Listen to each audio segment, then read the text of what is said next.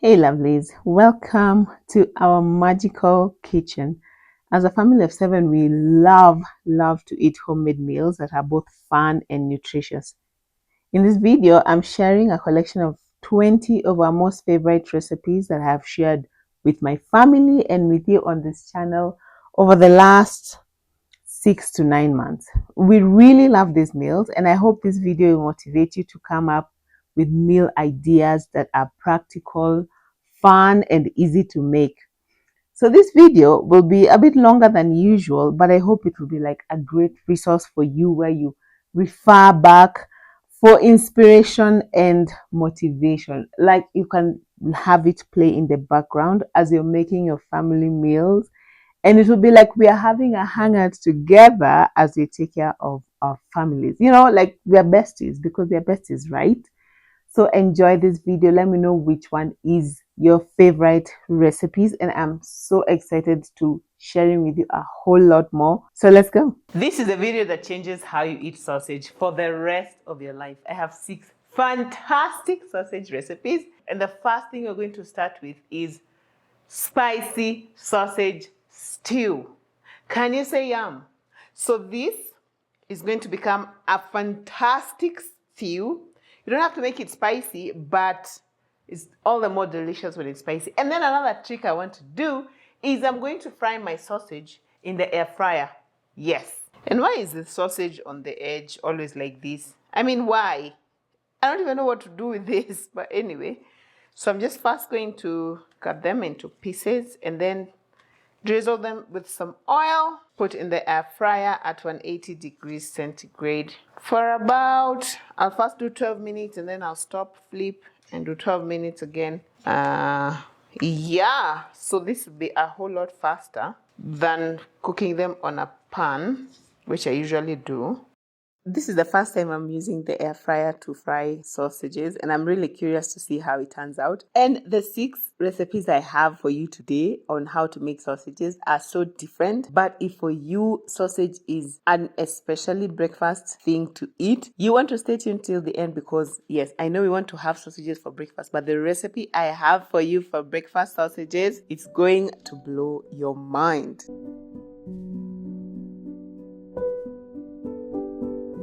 These are the ingredients I'm using for the spicy sausage stew. And I remember I made these ones, we were going for a potluck I think like 2 years ago or 1 year ago. And this is the dish I decided to bring. And let me tell you, guys could not get enough of it. Like they couldn't believe that you can actually make a stew out of sausages. And a lot of us normally just sleep on this. So this one should be in your book, in your recipe book. You know that place where you put your favorite recipes? You need to put this one.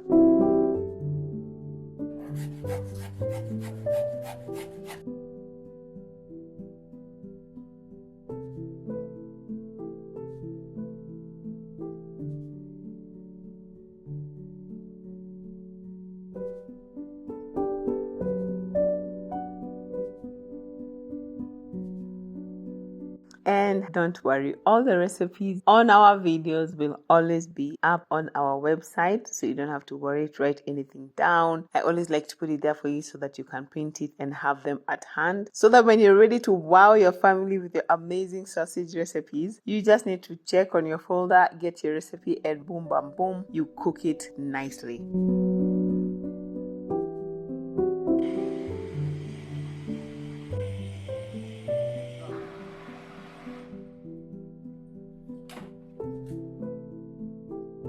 Okay, this took about 18 minutes because I realized they were burning. I removed them before. This was so fast. It was so stress-free, like I didn't have to sit there and babysit the sausages. However, they're rather wrinkly. I don't know what I did wrong. But you know what? I don't mind. I don't mind because this really made my life so much easier. Oh my goodness. They're really crispy on the outside, but can you hear that? So yep, let me get on to frying my spicy beef sausage stew. Awesome. I know these sausages could look better. Yes, they are all wrinkly. Hopefully, my people will not really look at the state of the sausages, but only the taste. That's a negative as far as cooking in the air fryer goes. So I'm hoping that when we put the sausages in the stew, they're going to get back their original shape, because honestly, they don't look so good. But let's go to the stove and make the stew portion and see how that goes.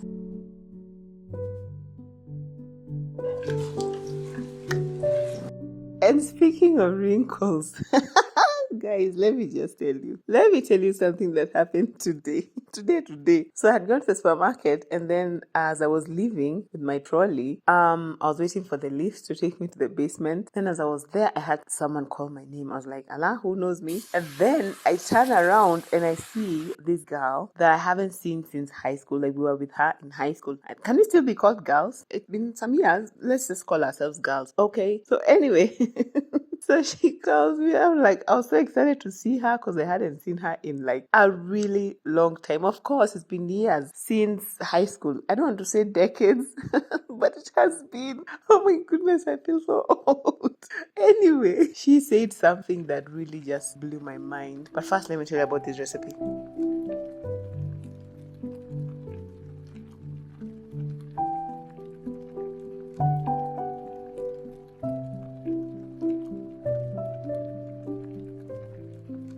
The secret to this sausage stew is the tomato base. Like, if you can make it as rich and as decadent as possible, oh yeah, I had to use that word, that will just take your sausage stew to a whole new level. Like, can you see how thick this stew is? And then put some soy sauce. I put some Royco. Oh my goodness.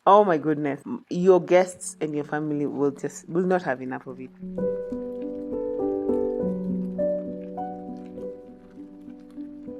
And because the sausages are already cool, once I put them in, I just leave them for a few minutes and put them aside.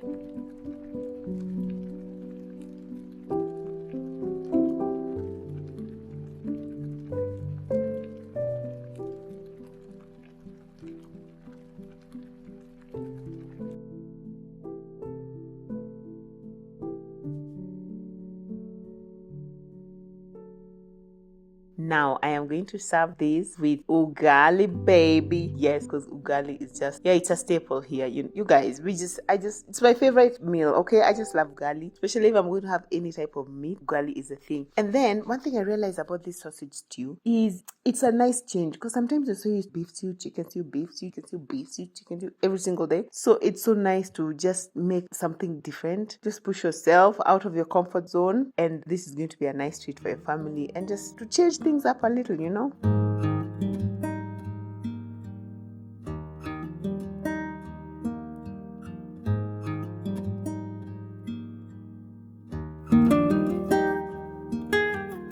Okay, now, who loves this crust of ugali like we do?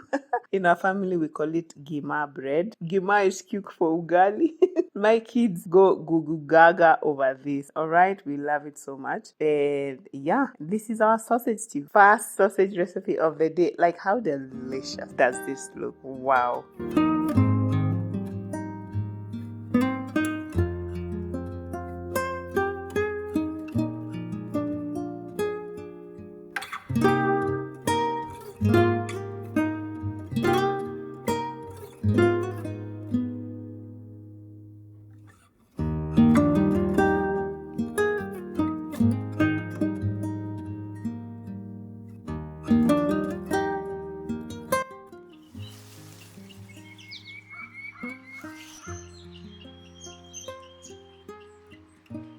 So the first time I went to the UK, I saw something on the menu that was called bangers and mash. And I was like, I had never ever heard of that in my life. And the only reason why I ordered that meal is because it had mashed potatoes, okay? And I had to be true to my ancestors and their love of potatoes. Turns out it was a very popular dish in the UK, very delicious, which is just a stew made of sausages. I'm going to show you how. But I think for me, the thing I love most about bangers and mash is the gravy with the onions. Oh my days. So that's what I'm in the process of making. I want to peel my potatoes, and as they are boiling, waiting to be mashed, then I take care of the banger side of the banger, then mashed. I am so excited for this, and I can't wait to see how my kids respond to it. I think they're going to love it, but let's wait and see. Yeah, so traveling will humble you sometimes. Where? Because sometimes you go out there and then you hear some other dishes, you're like, what? What is that even? Like bangers and mash? What are those? Sounds like a band somewhere, you know? Only to find out it's just sausage and mashed potatoes, okay? But it is so different, and instead of just frying your sausages and then serving them with potatoes as we always do, like fries or something, I find this to be a very interesting way. And the best part about it, as I said, is the gravy. That gravy, oh my goodness. Let me just show you. And then it is almost always served with peas, boiled peas. I don't know why. It just seems to be a kind of thing. So I'm curious to see how it's going to turn out.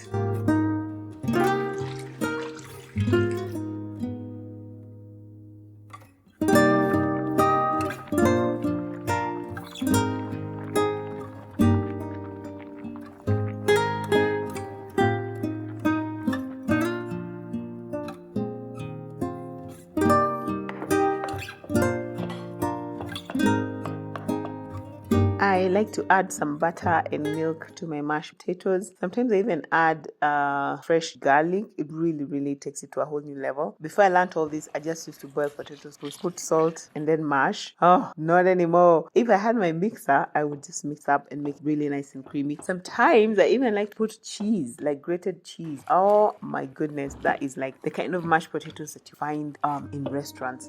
So rich and so tasty.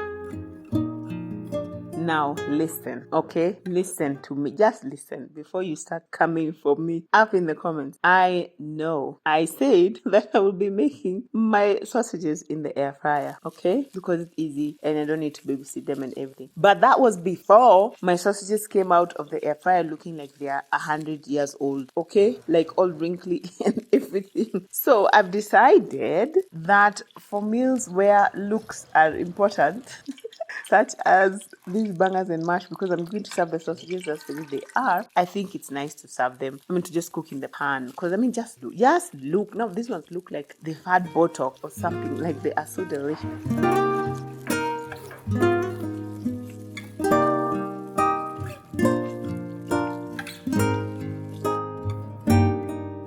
Oh guys, did you notice that cute transition that we did for you there? Yes, my editor is doing the most. Anyway, so for meals where the sausages need to look like they are 20, then I will make them on the pan. For meals where I'm going to chop them up and mix them with other ingredients, the sausages can look like they're 100. It's fine. Okay, so that's my formula going forward. So here I'm making the gravy. So what I do, I just fry some onions and then I put some flour.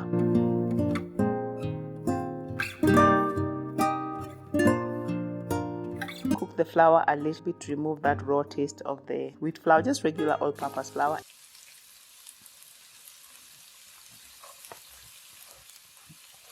And then I put some stock that I made from a stock cube. Just stir all this. It thickens up pretty fast.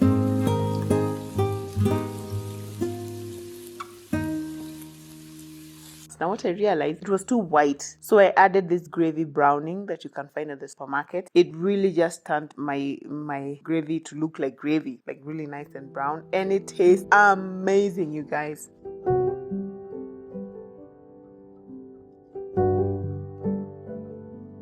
Okay, so now let's serve up. So basically, I just put the mashed potatoes at the bottom, make a nice well. Put the lovely 20-year-old sausages, you know, the nice and young looking pretty ones. You see, that's why they had to look young, because here looks matter, okay? It's not about what's on the inside.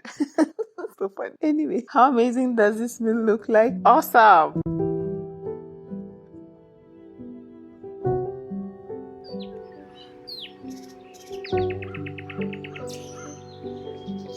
All right, now this is a fantastic quick bean and sausage casserole that I absolutely love to make. I've made my beans with sausages before because sometimes it can just get boring to just make beans all the time. So sometimes in my beans I like to put, sometimes I put bacon, sometimes I put sausages, and it's such a nice way to just, you know, spice up a regular dish.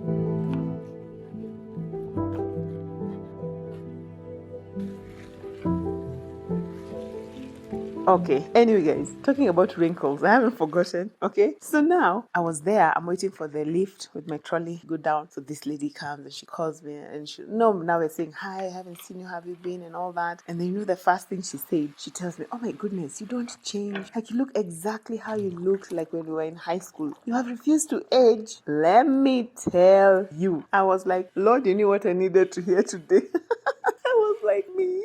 Are you sure? Okay, I didn't say that to her, but in my heart I was saying that. Oh my goodness, I was so flattered. I just felt, oh my goodness, you know, because sometimes we can be so critical and judgmental of ourselves. Like we just think, oh goodness, I don't know, I'm not losing weight as fast as I'd like to lose it. Oh my goodness, my skin has all these pimples. Oh my goodness, my hair and everything. You know, just looking at ourselves and not being satisfied with who and what we are. And then someone just says something like that, and you're like, oh, okay. So, you know, then you just start counting your blessing and like, yeah, okay, yeah. You know, Lord, you've blessed me.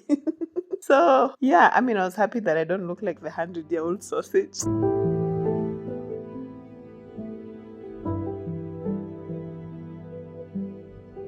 Anyway, how yummy does this meal look? Bean casserole for the win.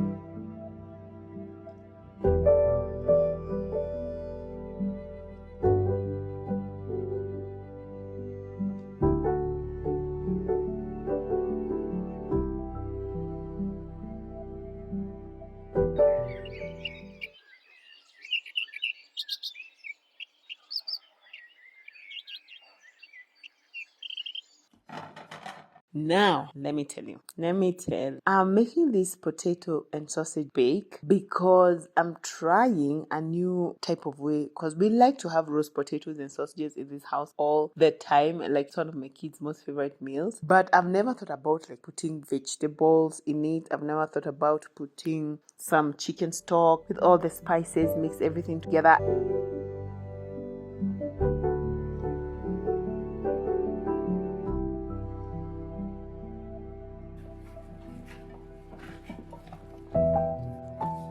And then put the sausages on top, cover with foil, and bake together in the oven. Okay, and I put a little bit of chicken stock from my fridge. That's why it's looking so gelatinous like that. It's going to melt once it goes into the oven. And let me tell you, wait and see this meal.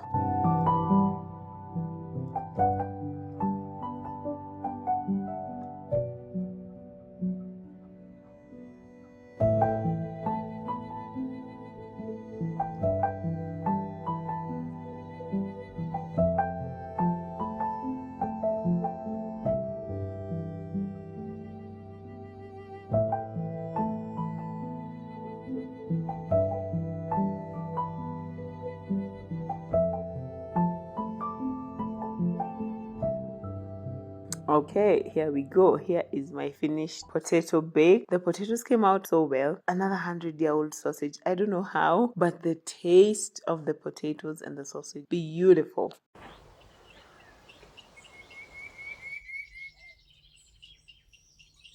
When we talk about making food with sausage, one of the most, I think, popular ways in which people do that is making spaghetti with sausage, because yeah, it's an easy dish. It's easy to make. It's so quick, and because of course, spaghetti is going to cook in like 5 minutes, and then it just really elevates another, what would be just another regular dish. I don't want to say boring, but you know what I mean, okay? And what I love about this is you can put as many vegetables in here as possible, and then toss in your chopped up 100-year-old sausages, and it's going to look amazing. It's going to taste delicious. Your kids will love it, because if your kids are like mine, they love spaghetti already.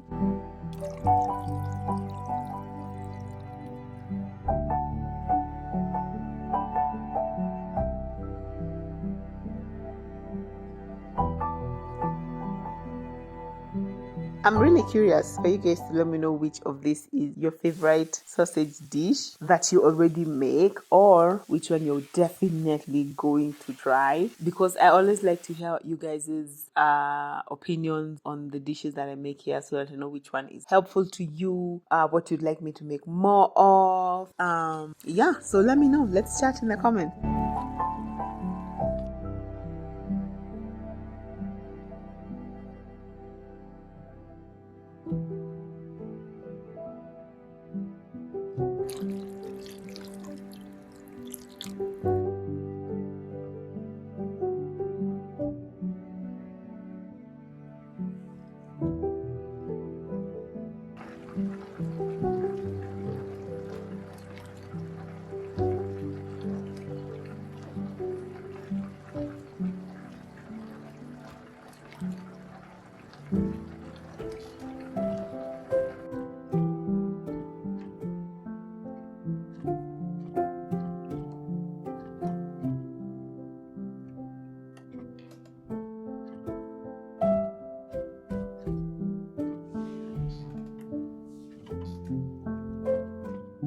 Okay, this smell looks so amazing. However, I think it would look a whole lot better if my spaghetti did not decide to stick to each other like glue, okay? So I think when I buy this brand next time, as soon as I boil, I'm going to rinse it with ice cold water. I don't normally do that with the good brands, but I realized for this one, maybe I should have done that. But regardless, this smell is mouth watering.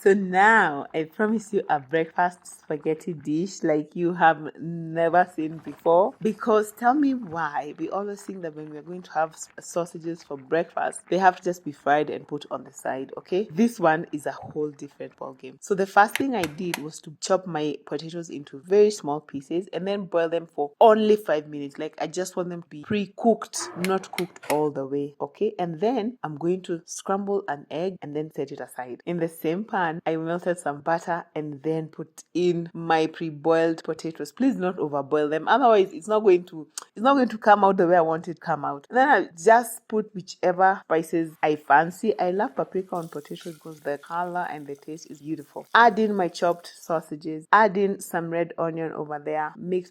It's such a delicious dish, you guys.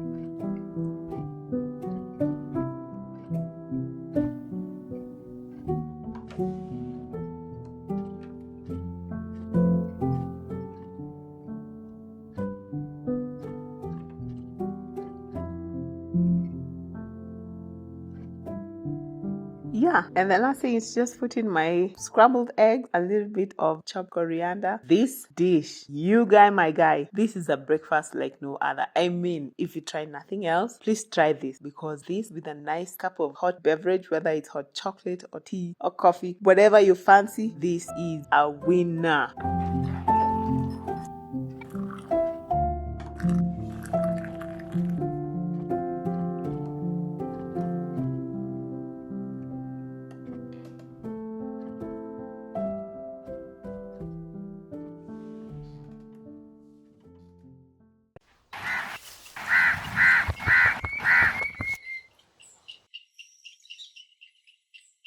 If you're tired of making plain boiled rice, this is the video for you, because I have 6 amazing Kenyan rice dishes that I think we just maybe don't know how to make them, or we think they're too much work, but you will never serve plain boiled rice again with these fantastic recipes. The first one I'm going to make is the one that everybody knows, which is pilau. But this is because I just feel it's one of those really Kenyan dishes that everybody needs to know how to make. And then it just gets better after this. You want to stick around because the recipes I have today will blow your socks off. But the first thing I'm going to do, so I like to pressure cook the beef so that it can be nice and soft. And then as this goes, I'm going to be caramelizing the onions. Pilau loves a lot of onions, as you know. And I'm going to serve it with kachumbari, which I'm also going to make. Okay, so let's get this going.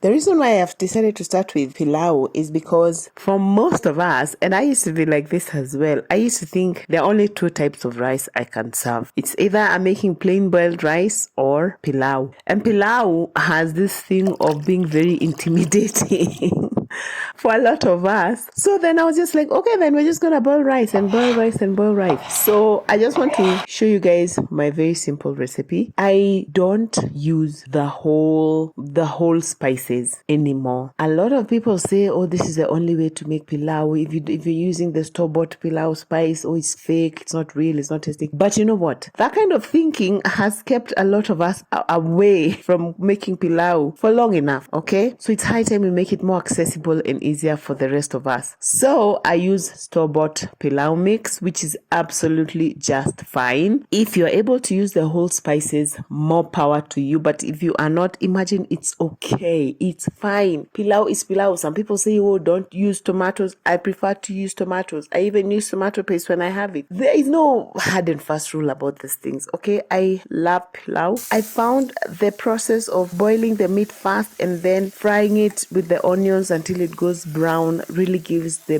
beef a deep beefy flavor, for lack of a better word. So at the end of the day, this is a dish that I feel all of us deserve to know how to make a nice, easy pilau, okay? I hope this recipe is going to be easy for you to follow. And now you can imagine, if this is the first recipe that we're starting with, it's just gonna get so much better. I'm so excited for the recipes that we're having today, especially the last recipe. I think for my entire family agreed, okay, this is the best. Okay, this is the best rice you have ever made. So yeah, stay tuned for that.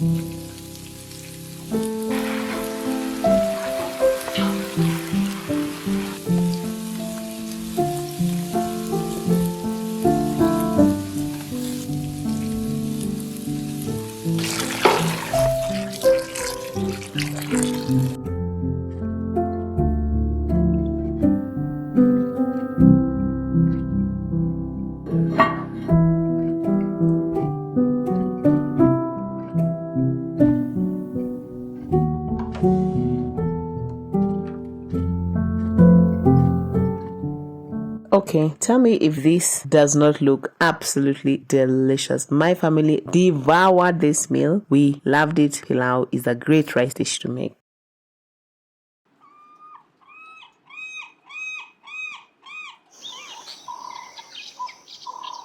Now, here's another really easy rice dish. It looks just like a regular boiled rice, but you have no clue because coconut rice is another winner. And it's so easy to make. Literally, it's like boiling rice, but the taste of it is 10 times better, okay? For me, what I do is I count the coconut milk as part of the liquid for boiling the rice. So if I was going to use like 2 cups of rice, 4 cups of water, amidst those 4 cups of water, I also count the coconut milk, whichever way. I mean, just boil your rice with coconut milk, put some oil, put some salt. It's absolutely delicious.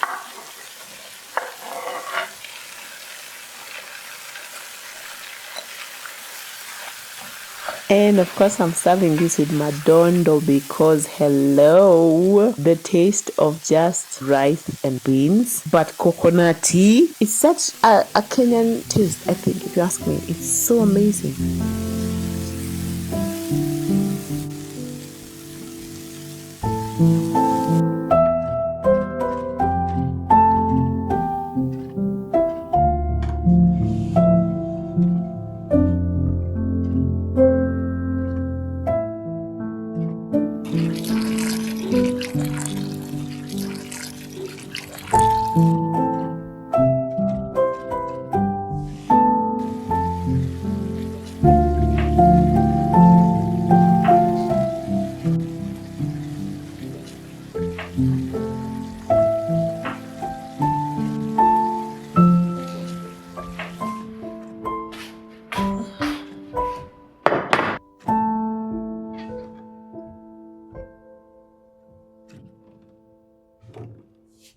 I know this just looks like plain boiled rice, but let me tell you, the taste and the smell of it is so coconutty.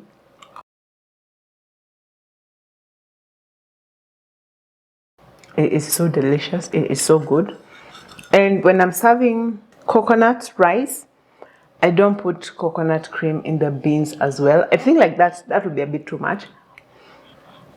So the beans are plain so that we can enjoy the coconutness of the rice. You can literally, for me, I could eat this rice just on its own.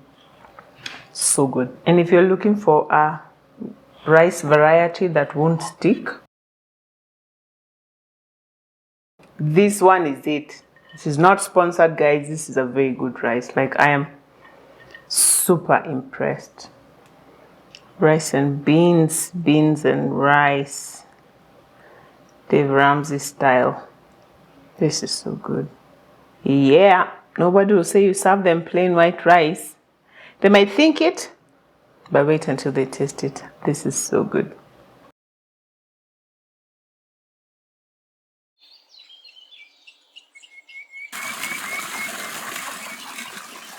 So I just spent an entire day at the salon. We got there at 10. I was so sure we'd be done by 2 o'clock. We were finished at 5. Me and my short hair. I know yesterday my hair was looking a bit, So I went back, did my nails, did my hair, did everything. Took forever. Thankfully, the rice dish that I'm about to make is a very quick rice dish. We've already pre-soaked our green grams. Then we've already pre-boiled the rice, so that's done. The dengu is not boiled, but it boils. It cooks in a very short while, but it's completely soaked since yesterday, all right? So what I love about this dish is that it's 1, delicious, and 2, it's just great for those days when you don't have time and you want to cook something delicious other than just plain boiled rice. Because this meal already has rice, dengu for the protein, I'm going to serve it with a cucumber and tomato salad. But you can also serve it with it can be just like any other side dish, and then you just serve with any stew that you want. But for me, I'm just going to make a salad on the side.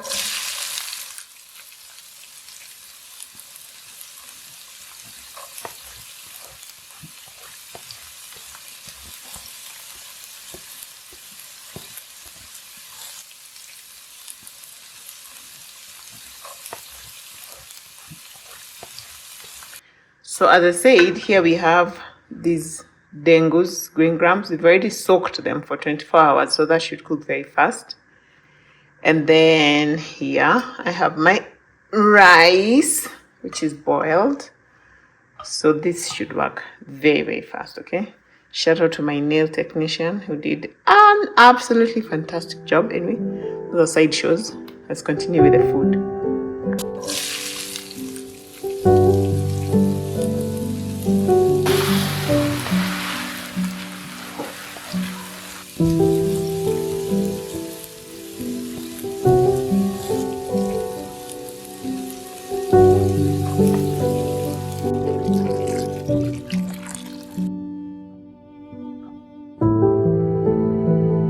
Okay, the mistake, I've known about this dish for a while. I think it's called Wali mseto in Kiswahili. The mistake I used to make before would be boiling the green grams together with the rice, or pre-boiling the green grams before I fry, and then they would just become so mushy and the rice would just get so sticky in there. It wasn't good. But let me tell you, this whole idea of just using pre-soaked green grams makes them come out so, like, they don't crumble up the inside. They don't. It's so amazing. This dish, oh my goodness, this dish, you guys, please make this dish. Please make this dish. I don't know, I cannot convince you how amazing it is until you try it for yourself. It is so good, so simple. And yes, yeah, my daughter also got her hair done. We love this color. We've never done purple before. It came out so well. This is where our many hours at the salon went to, you guys. But we both love it.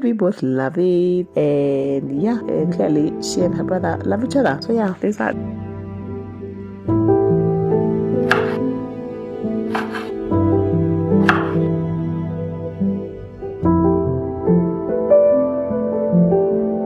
So this wali wa mseto is just one of those dishes that I think you'll just only appreciate its amazingness once you've tried it for yourself, okay? And the fact that the green grams are so whole and not mashed up on the inside makes it so, like, it, for me, I feel like it is a complete meal. I mean, just look at it. It is a complete meal if you ask me. I wouldn't even want to serve it with any other stew, but you can, as I said, you can if you want. But please, I beg you, try this recipe. You will love it.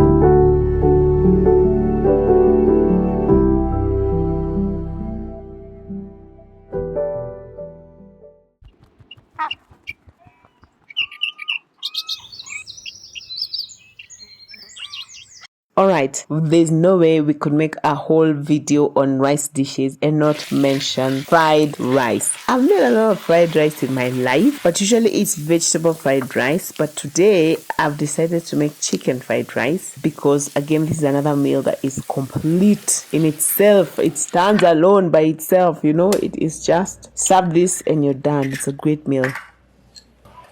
I used some chicken breast, which I fried until cooked through and nice and golden, and I've set that aside. And then now I'm frying some eggs because protein is key, you know, and I'm going to set this aside as well.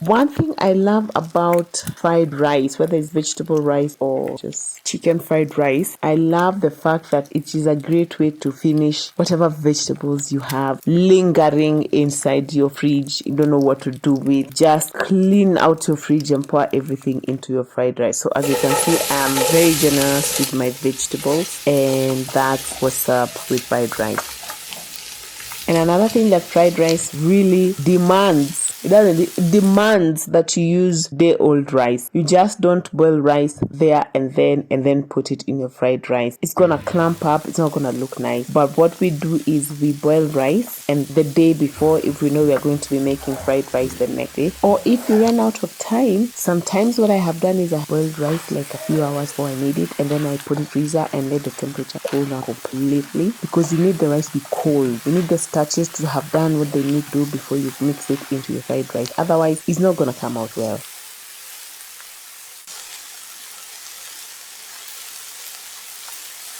Another thing is you can just use soy sauce, and that would be okay. But if you want to take it a notch higher, I've used soy sauce, and then I used some oyster sauce, put a dash of sugar. Let me tell you, this really gives it that authentic Chinese flavor. It is so good. And of course, because of the soy sauce, I don't put so much salt, because you guys know soy sauce is salty. Unless once I've put the soy sauce and I taste it and I find that it's still not as salty enough. But let me tell you, this is legit. This is the real deal.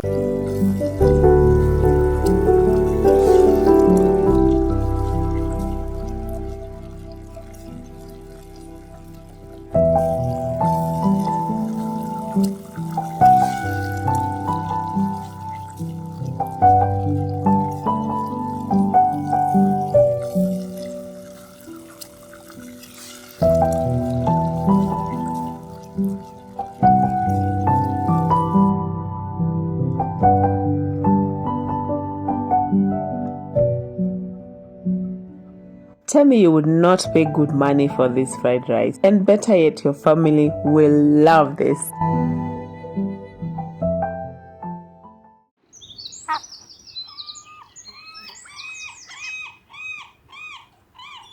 What I want to make now is a very simple but one of my kids' favorite rice dishes, which is rice with raisins. What's not to love? Raisins are sweet and kids will just eat any kind of anything that has anything sweet, okay? So I put this recipe here to show you that not all fancy rice dishes have to be super complicated. Like this one is just so easy. And I'm planning to serve this rice with a lentil stew on the side. So that's what I'm doing right now. But the rice with raisins itself is so easy.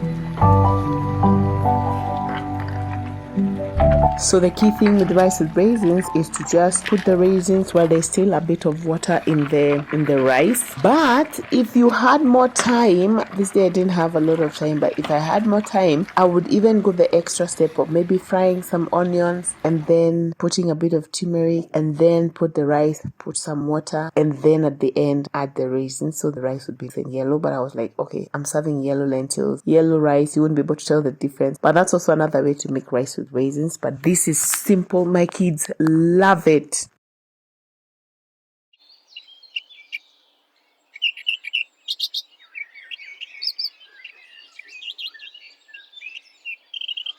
So today for dinner, I want to make Swahili biryani rice.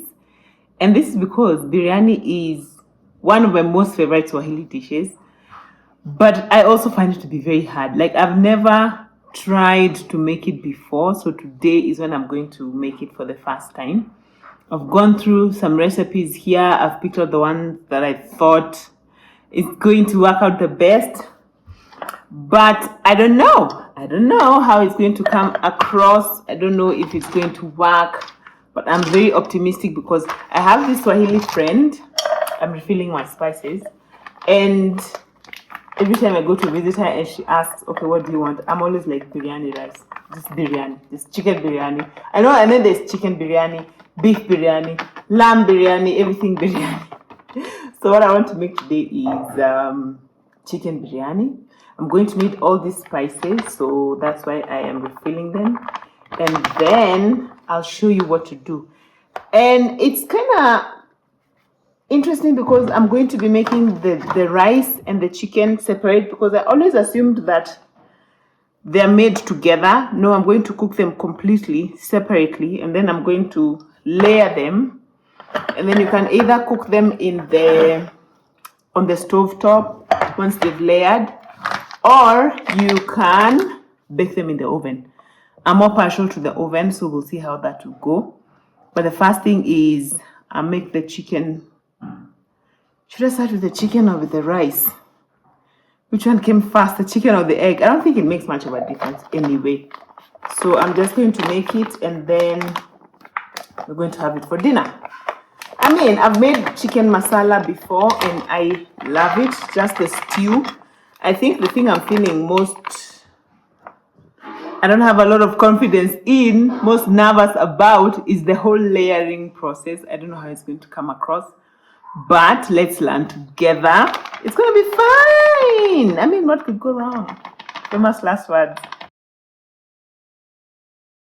I love biryani rice. As I've said, it's just one of those dishes that you serve people and before they even taste it, they just say it's biryani rice and they know that you have spent hours in the kitchen for them. So already it communicates love and care and commitment and dedication and all those nice nice words. Because the recipe, I don't know how those ladies at the coast do it.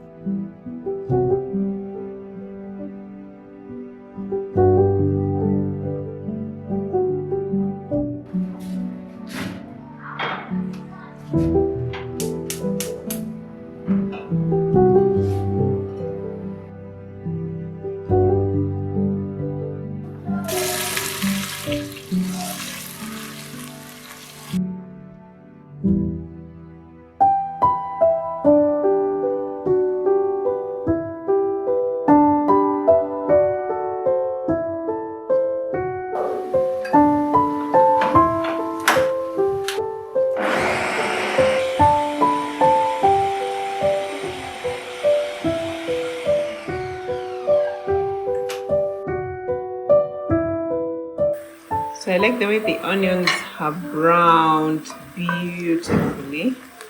You know, I thought I had put a lot, but funny thing with onions, when they cook it, they really shrink.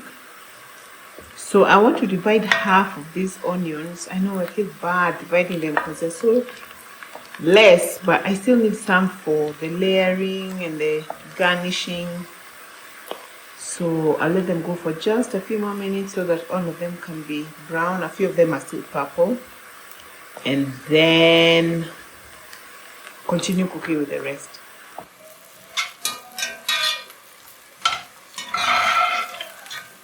You know, I've had some comments people say that I don't let my onions cook through all the way. I think I overdid it. I overcorrected here because they kind of got burnt. And they got burnt as I was putting those spices. But oh well, you know, it happens. It's life. I know this dish is going to be delicious either way.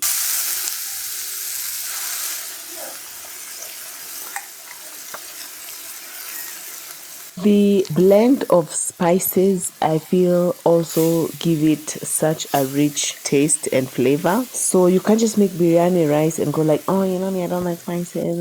It's not going to taste the same. I don't think it's going to taste the same. So I made sure I used the right amount of spices.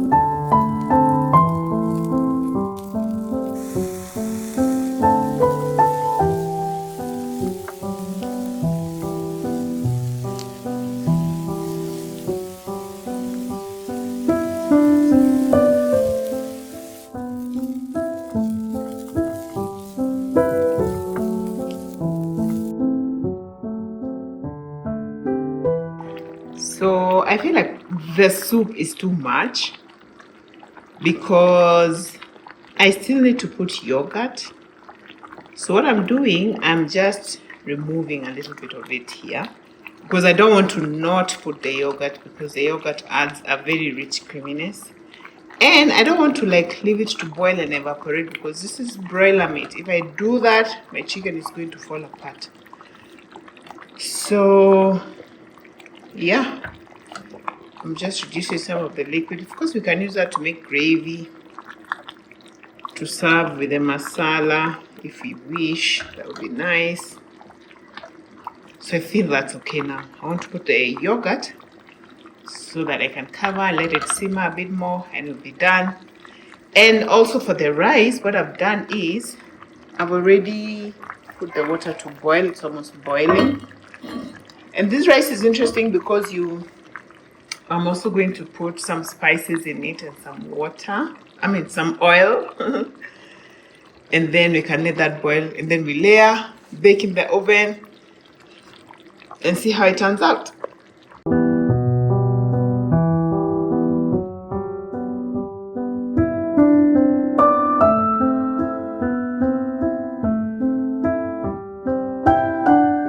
So one of the things that I really don't want to happen is the chicken just falling apart.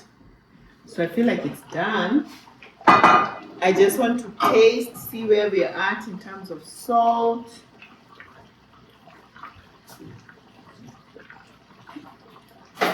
Oh yeah, oh that is so good. I just need to add a bit of salt. And it's done. I'm so glad I reduced the soup because already there's still quite a bit. I'll show you. So as you can see, it's still quite liquidy and it's spattering everywhere, but that's okay. Good cooking is messy. Yeah, but it's nice and thick. The yogurt added quite some creaminess. And as you can see, the chicken is already starting to fall away from the bone here. I'm just going to switch that off. Add some coriander, cover. Now we wait for the rice. Shouldn't take too long. I'm already so excited about this dish, you guys. I'm already feeling like so super optimistic. Everything is turning out so well. This is one of those dishes that now, after watching this recipe, you have got no excuse to not make for your people, okay? Or for your guests. You want to win those points because I think if you can make biryani rice, you have earned your stripes. You know, you good. You're officially a pro home chef, okay? I declare you a home pro chef something. Okay, here's another thing I learned about this rice. You don't let the rice cook all the way. So I've let it cook until it's slightly al dente, and then I scooped it from the water because it's going to cook further in the oven.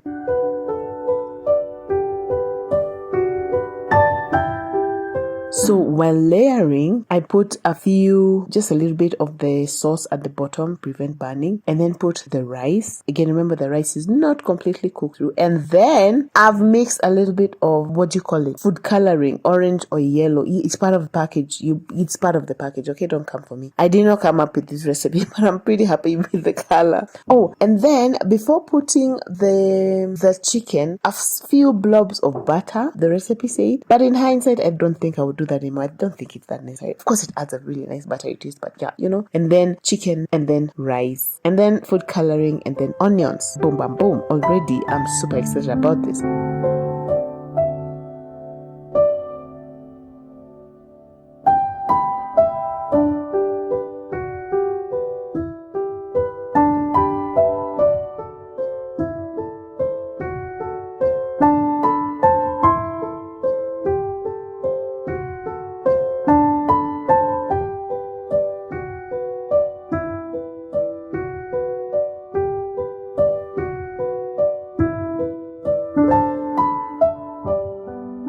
What I did to the foil, because I just knew my onions were going to stick this foil, I've brushed it with a bit of oil. Then I'm putting it in my preheated oven at 180 degrees for 30 to 45.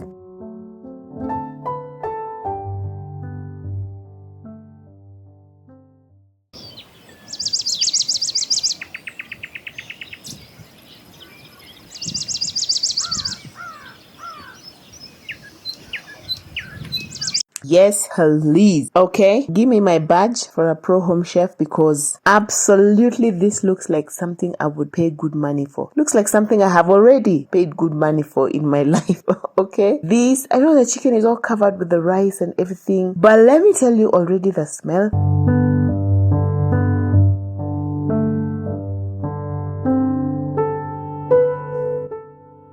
Oh, and this gravy that was a mistake turned out to not be a mistake. This meal, perfection, 10 out of 10. The gravy, my kids actually love the gravy more than they love the biryani chicken rice, and I can't blame them. Amazing. Please try these recipes. Let me know which one is your favorite.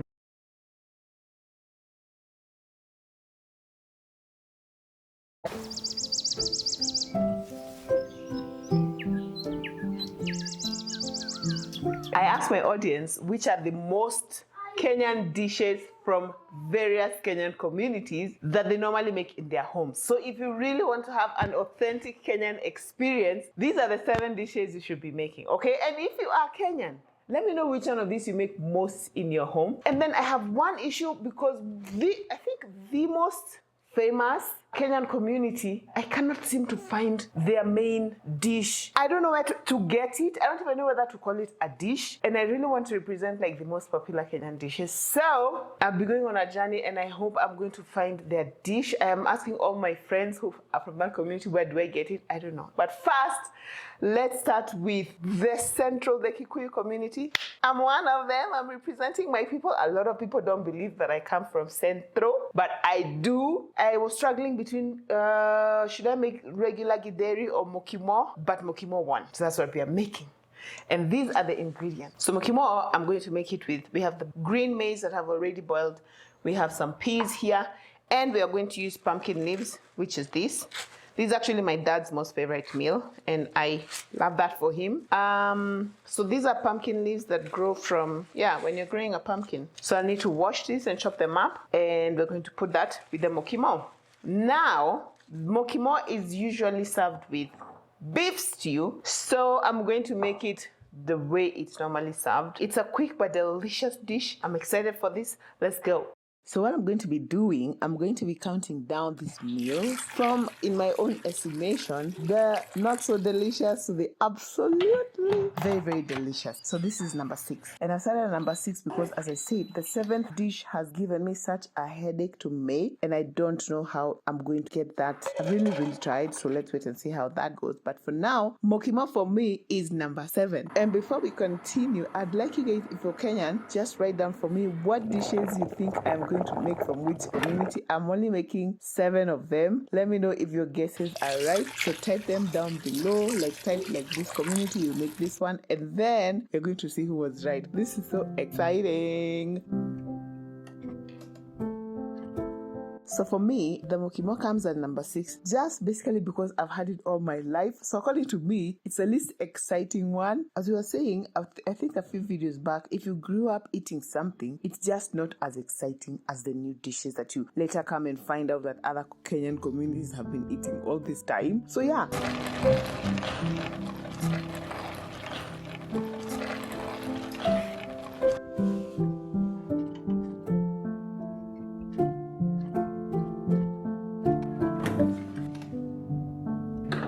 And I realized that boiling and blending the pumpkin leaves makes the green color spread out so much easier as opposed to just boiling them together with your potatoes. And also caramelizing some onions on the side and then mashing it with some butter or some margarine really takes your mukimo to the next level. This meal is so delicious.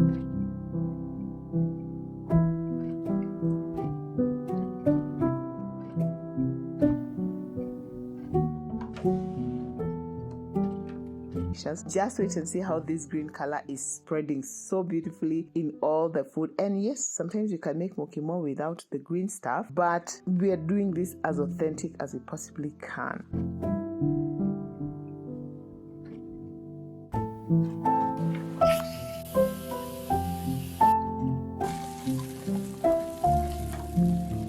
Now, as I said, mukimo goes very, very well with beef stew, and I boiled the beef so that it's very much softer when it comes to serving. And of course, I'm going to put in carrots, a lot of tomatoes. If you're new to Kenyan dishes, then you should know that a lot of our bases just start with onions and then tomatoes, and then you add whatever else you want to add. So you'll see that a lot. It's because I think we have so many of these fresh ingredients, and it just makes everything taste so good. I didn't put a lot of spices. I literally just used Royco and a little bit of soy sauce. Wow, how yummy does this beef stew look? Delicious. And then of course garnishing with some coriander or dhania is a must. Alright, this meal, my dad would be proud of this meal. Look at that mukimo. How legit does this look? Oh my goodness, delicious.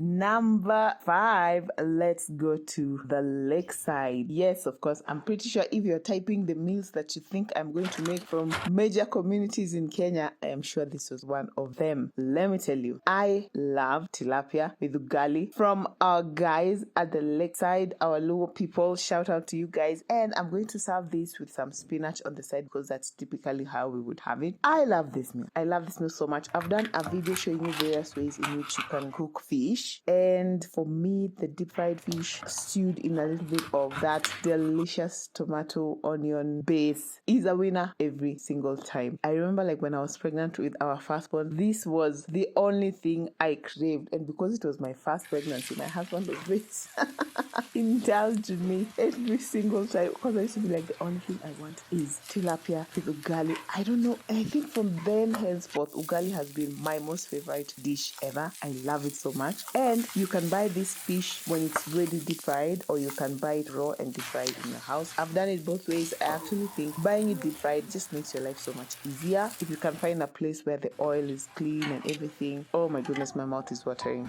Look at this.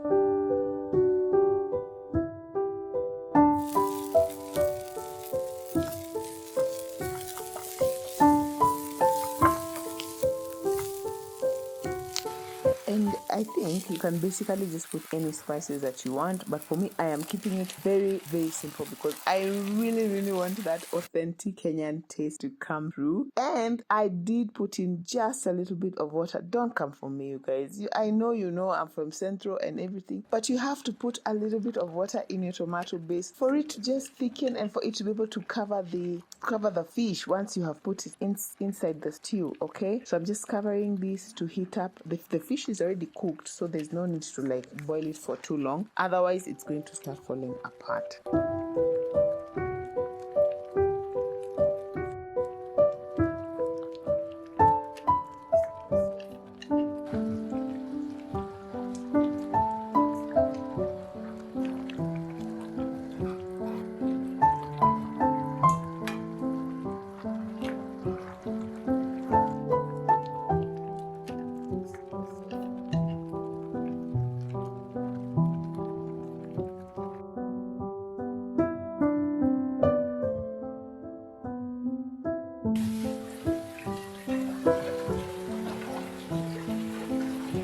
And I'm going to serve this with ugali, of course. As I said, this is just one of my most favorite things to have, and it's so easy to make. It's just maize meal and water. I think for people who are not Kenyan, initially when they come here, they just find it such a plain meal. Like, it doesn't have, okay, I've had people who put like blue band, like what? Why would you put margarine in ugali? Why would you put anything? It's supposed to be as plain as possible so that it can absorb the flavor of whatever it is that you're eating it with. It is delicious. So yeah, it's just when guys first come here, they find it so strange, but then it grows on you. I love this so much. I hope you guys are typing down what other meals from which communities you think I'm going to make, okay? And of course, as I said, I'm serving this just spinach. Delicious.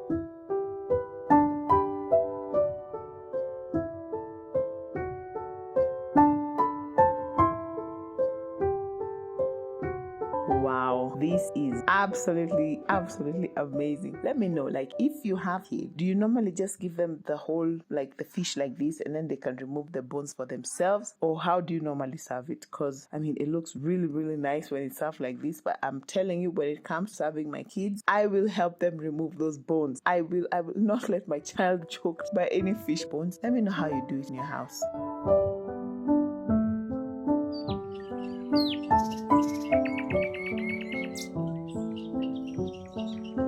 So when it comes to the Kamba community, I've really been just looking for what's the best dish to make because they have a lot of yummy dishes, but I have settled on Mudhokoi because that's I think the one that's best known from that community, and it's sort of like dairy, but we are going to use maize that has been dehulled. So I'm not using green maize like I did the one for Mukimo. This is actually hard maize, but what has happened is that it has gone through like a pre-grinding process to remove the outer shell, which is hard to chew. And so what happens is that when this Mudhokoi is cooked, it actually ends up being quite soft. All right, my maize is pretty hard. I need to soak it for about an hour with boiling water, and then I'll put it in the pressure cooker to boil together with the beans. So coming in strong at number 4 is Mudhokoi from the Kamba community. Now, this is a dish that I have rarely eaten in my life, much to my shame because it is so delicious. To be honest, I am not really that good at cooking this meal, but this time I decided no. Let me know, my Kamba people, am I right? Isn't this like your most famous meal ever? I have learned from this whole process that this is a dish I want in my life. It is so delicious. I don't know why the removing of the outer covering of the maize seeds makes it so yummy. But this is the best githeri I've ever had. And I love githeri. I love regular githeri. But this one, oh my goodness, it was absolutely divine. I will definitely be making.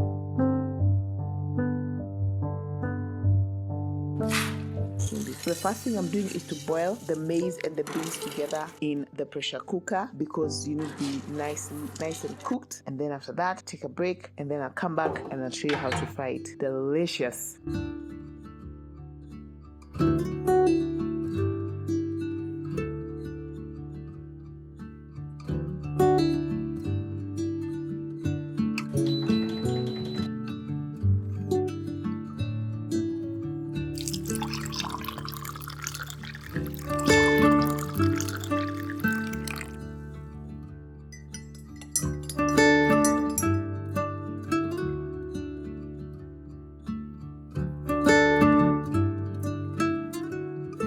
I'm holding on to a cup of tea because I had a stool here on the side that I was using to hold my cup of tea when I'm reading or relaxing. My boys broke it. They broke the stool. Yes, they did. Welcome to a life with 3 boys who are forever wrestling. My goodness.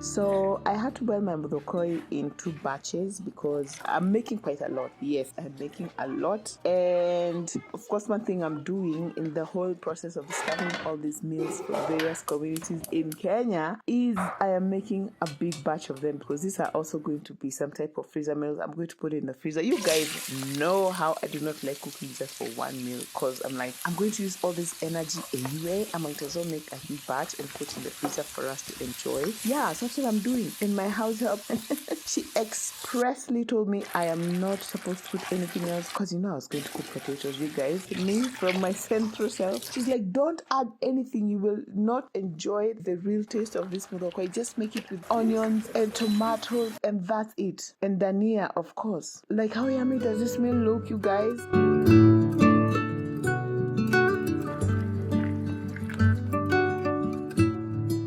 The one thing I did insist that I was going to put is some lemon juice. Let me tell you, putting lemon juice in your food just before you serve takes it to a whole new level. Try it, whether you're making githeri or beans or whatever, try it. And of course, I am serving it with ripe avocado because everything tastes better with ripe avocado on the side, you guys. Yummy. My kids are going to love this meal by force, by fire, because I will be making this a lot.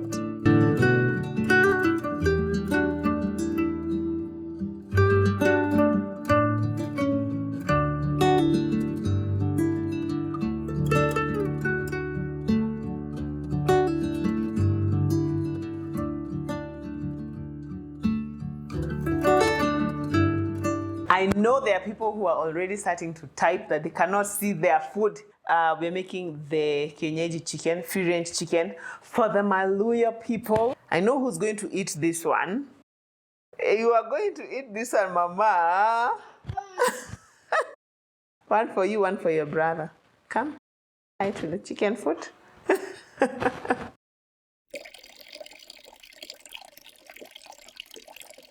So coming in at number 3 is, of course, my Luya people. I have not forgotten you. I'm making Kienyeji chicken. And the first thing I'm doing is I'm going to boil it with some lemon just to make it soft because it can be really, really tough made since it is free-range chicken. And once I boil it, then I'm going to stew it. And we are going to serve it with ugali because guys from Western and from the lakeside, everything is served with ugali.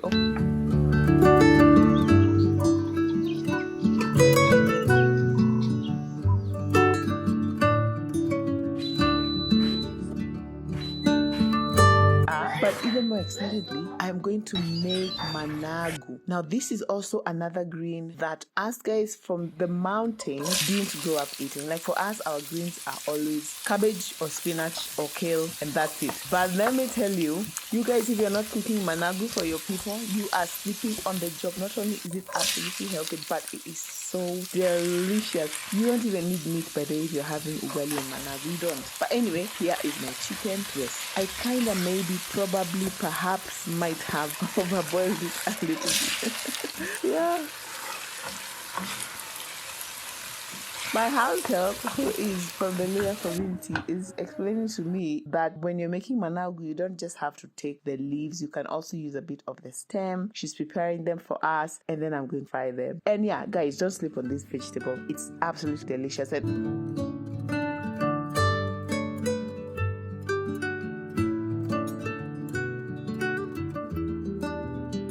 also important to pre-boil it just a bit to remove the bitterness. But then after that, yeah, you just fry it.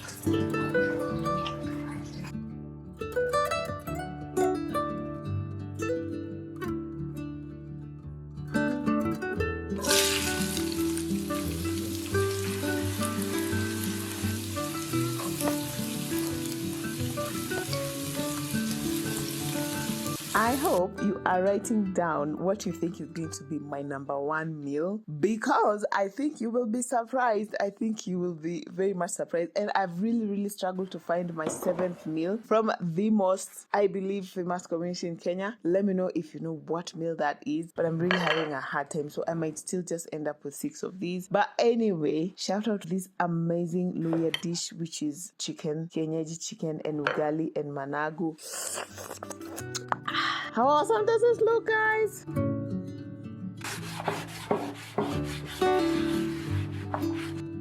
Yes, and before you come for me, I am definitely always cleaning my sink thoroughly after I wash chicken, because I insist that I must wash my chicken. So yes, please.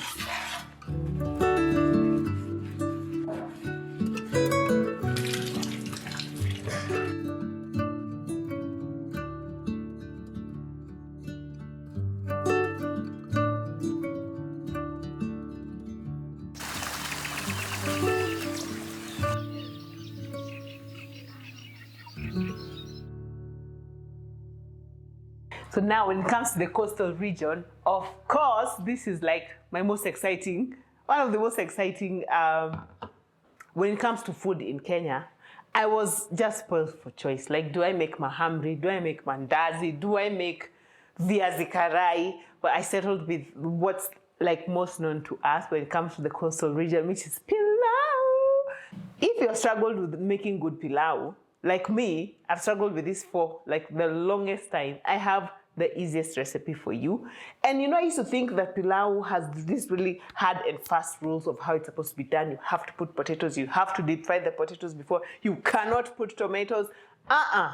Let me tell you, we are going to make this easy on ourselves, because all we want is just yummy pilau, okay? So the first thing I want to do is I need to pre-boil my beef, because it just makes it easier. And then I also want to get a lot of broth, which is what I'm going to use to cook the rice itself. And I'm just going to pressure cook it for like 15 minutes, not too long. And I'm going to put more water than I usually would, because as I said, I need broth for making the pilau. And then as that's happening, I'm going to be toasting the spices. I want to toast the spices and prepare the rest of the ingredients. And I'm going to serve the pilau, of course, with kachumbari. But first, let's get this going.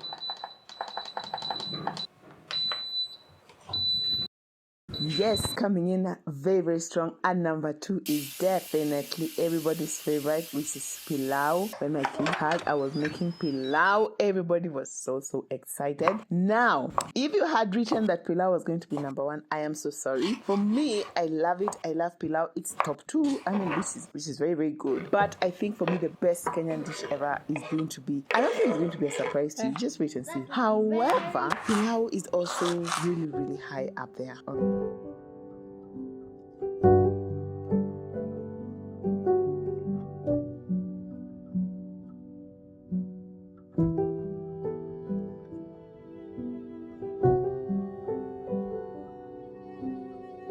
right? And one of the secrets of making very good pilau is using a lot of onions, a lot of onions. So that's what I'm doing. I'm just caramelizing so many onions because it gives you such a rich taste. And then after that, I'm just going to put in my spices. You can use pilau masala from the supermarket, or you can use just your own regular spices. Like for me, for the spices I'm using star anise, I'm using cardamom, I'm using cinnamon, I'm using cumin seeds, and lastly I'm also using star anise. Yes, I think I said that, definitely yes. So very key, and if you toast them before, they're going to be even tastier.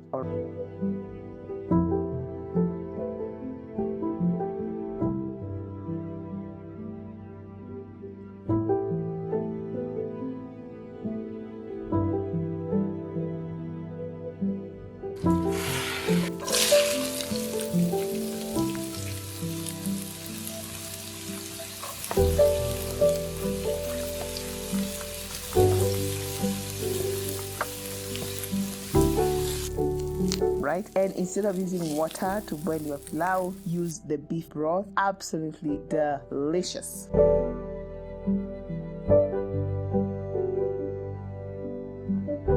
And as I said, the coastal people, these people can cook. Let me tell you, I will fight anyone on this. I think the coastal people in Kenya have the best meals ever, hands down, because of that Arabic influence and everything. Oh my goodness. Like, as I said, I was really torn between, like, what do I make? Like, what do I choose? Because all their meals are so delicious. But I feel like pilau is the one that is most known when it comes to the coastal people. And now, let's make some kachumbari.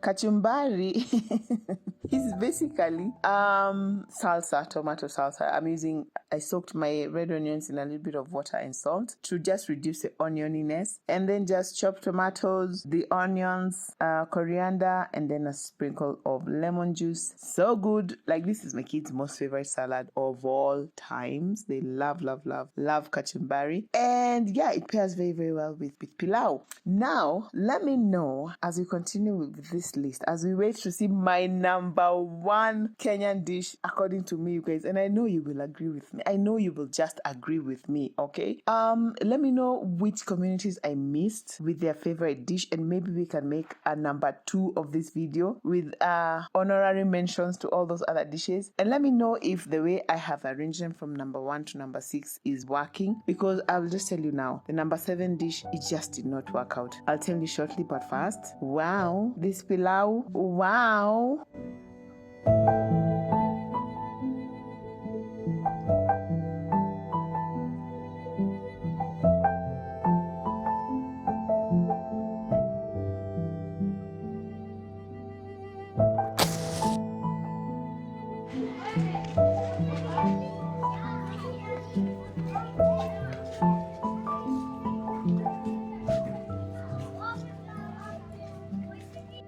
Let me just tell you, the kids asked for seconds and more seconds of this pilau. If you have been struggling to make your own pilau, this is the recipe you need to use. It's so easy and delicious. So have you yet guessed what my number 1 meal is? Have you guessed what my number 1 meal is? This is your final chance to put it down below, people, because, drum roll please,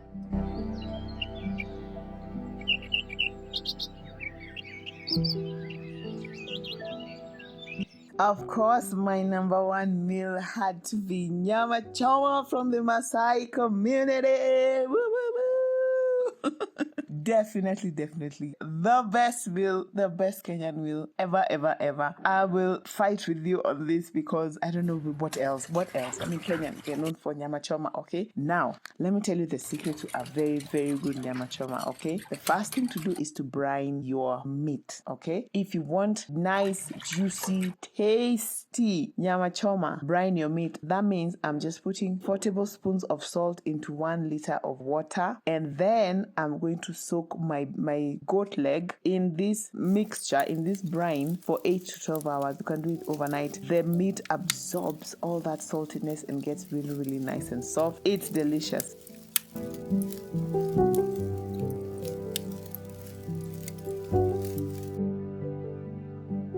So mine has been in my fridge for about 8 hours, and now it's time to get to roasting. Okay, I'm using a regular like grill with charcoal. As you've seen, our help has been fighting with that fire for us. The last thing I'm going to do is to just squeeze some lemon on the goat leg, wrap it up in foil, and let's go, people. Let me know if this is what you had chosen, because yeah, I mean, this is it. This is the real deal, people.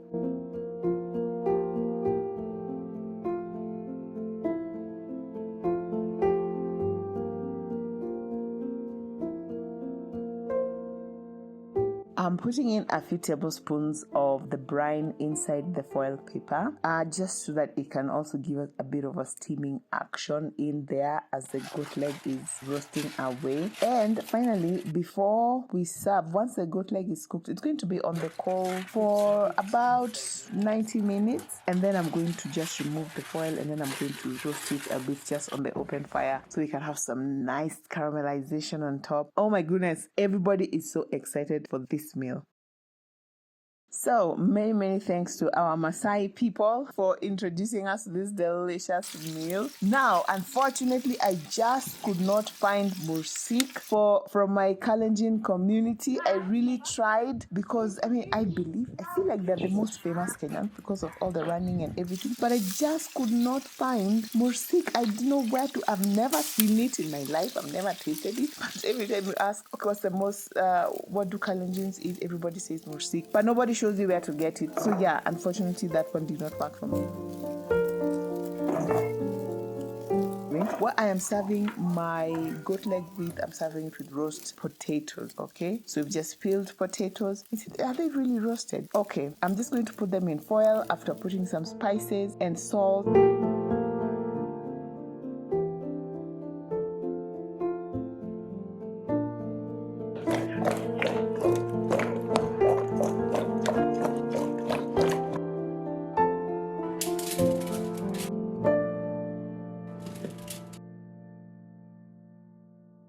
Then I'm going to put a sprig of rosemary there, and then I'm going to put them next to the goat leg, all right?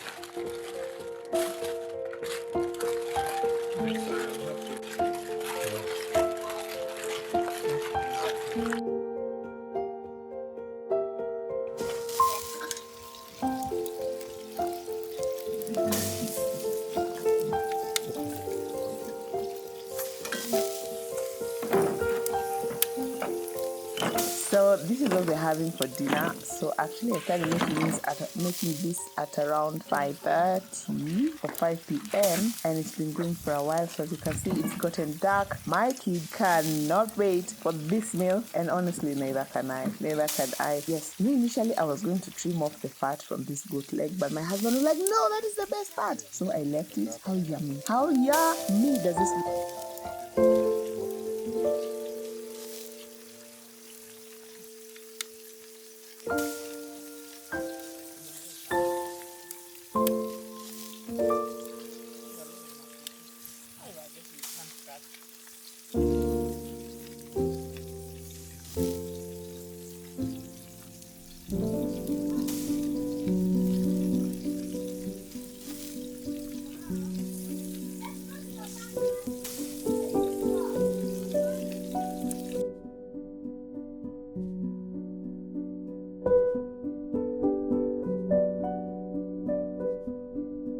And then I made a very huge batch of kachumbari, because my kids were like, that's the only salad we want.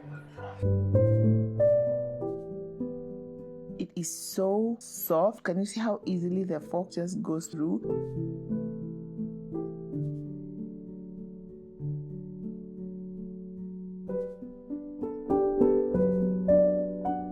Can you see how well cooked it is on the inside? Yes, we Kenyans love our meat very well done. This was such a hearty meal. I can tell you for free that I'm going to be making this so often. And fun fact, every time my husband and I go out for a date night, this is the only thing I eat. I'm like, no, I just want Nyama choma. This is it. This is all I want. Delicious.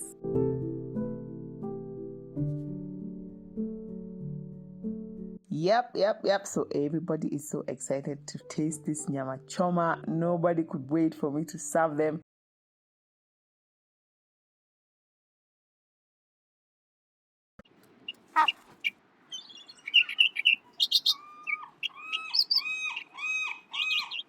if you have been anywhere online this week, then you must have been seeing all the content about Thanksgiving.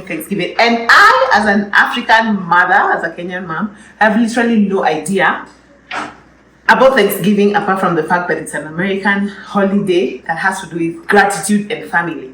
And to me, that is enough to make me want to try to make the recipes, because for the main reason is that it's a good way for me to learn new recipes. I'm always looking for new recipes to make for my family.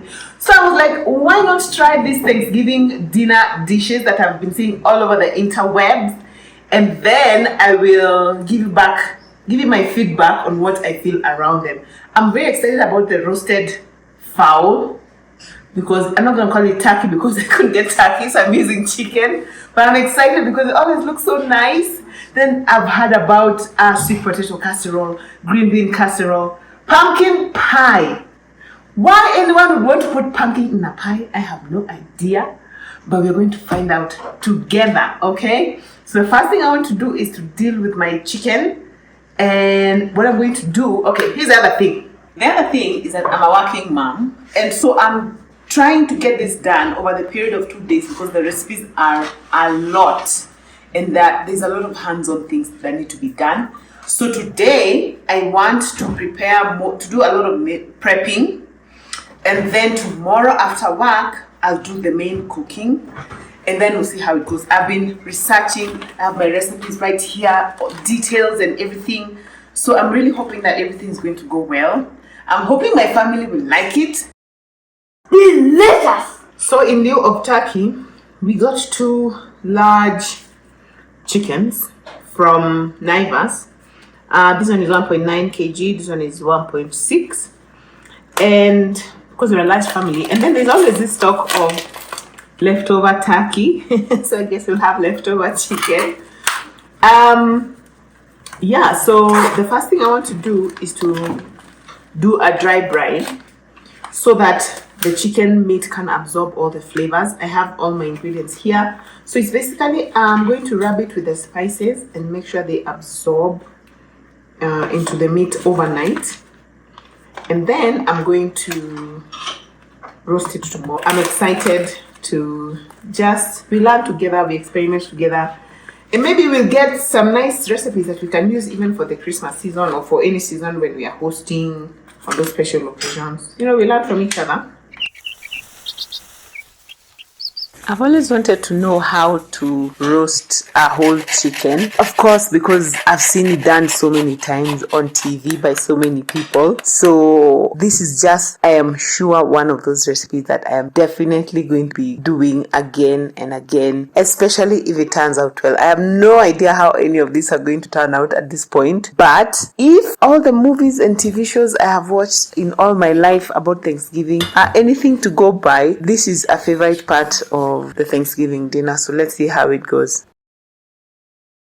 So that's it for the chicken for today. I have done the dry brine and everything. I'm going to put it in the fridge overnight until tomorrow without covering it. Apparently, this is what gives it a crispy skin, and everybody wants that bit of crispy skin. So let me put this away and then we get onto the pumpkin pie.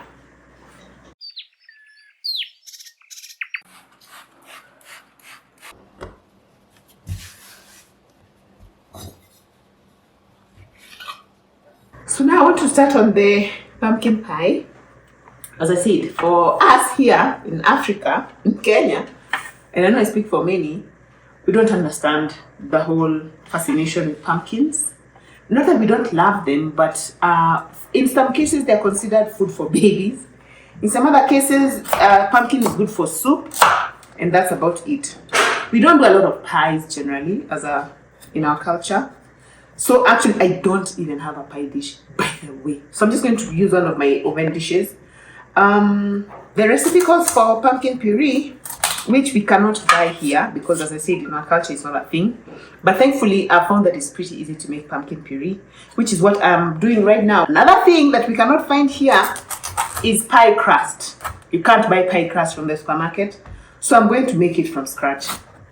The times I've tried to make pie crust before, it has been a disaster. But maybe that time is a charm, you know.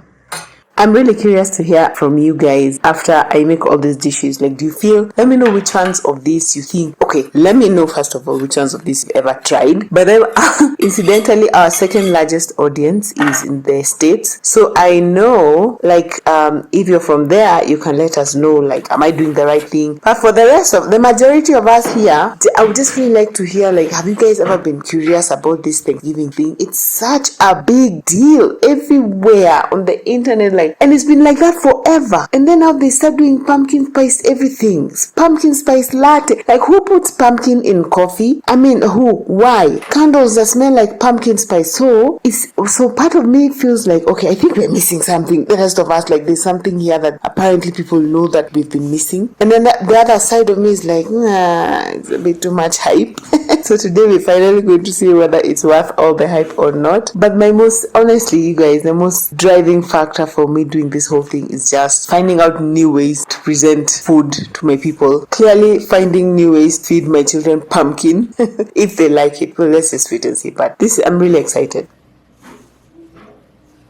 So the guys in the West are so, I feel, lucky in the sense of they get to buy pie crust from the supermarket, like already mixed. This is the first time that it's going, I'm really hoping it's going to work for me, because as I said, I've really tried to make pies before, but I tried to make an apple pie for my kids just like 2 years ago. It was a complete disaster. So I'm really hoping this one works out. But those are just some of the comforts that I feel, make this holiday so much easier. Okay, this butternut squash has cooked so well. I think roasting it is such a good idea. It's so caramelized. Tastes like I've added sugar, which I haven't. And the skin comes off so easily. And yeah, it's just, I already have a good feeling that it's going to taste well if the butternut squash is anything go by. But then I look at all the things that we are adding into it. I'm like, is it really gonna taste nice, But the butternut part, that's a win. When I compare American holiday food with our own Kenyan holiday food, I have a few observations, okay? Just so far from the research and from the recipes that I'm making today. I feel like in that culture, they have really special food for really special occasions. Like pumpkin pie is specifically only during autumn and only for Thanksgiving, by the way. So is a sweet potato casserole. I mean, all those, the turkey, you see. But then for us guys, I feel like our holiday food is also our everyday food when you're having guests. It's also the food that we serve at weddings. Are we just not creative? Or are we just, like staying in our comfort zone? I don't know. But please clap for my pie crust. Let me tell you, I am so excited that my pie crust is crusting. Ignore all the small flaws that I had to do a bit of repair here and there, but I am so excited for this pie crust. Already I feel like a winner.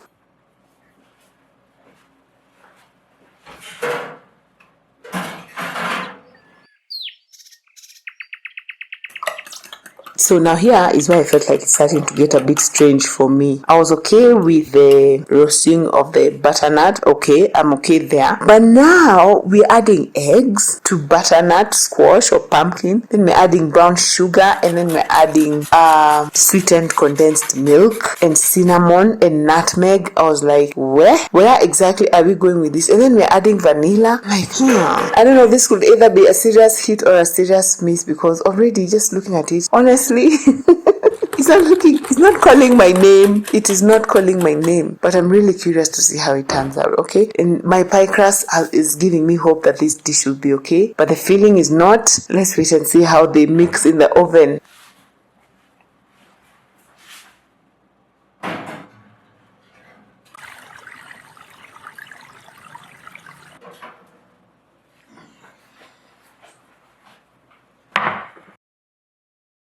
You guys, I baked my first pie ever from scratch.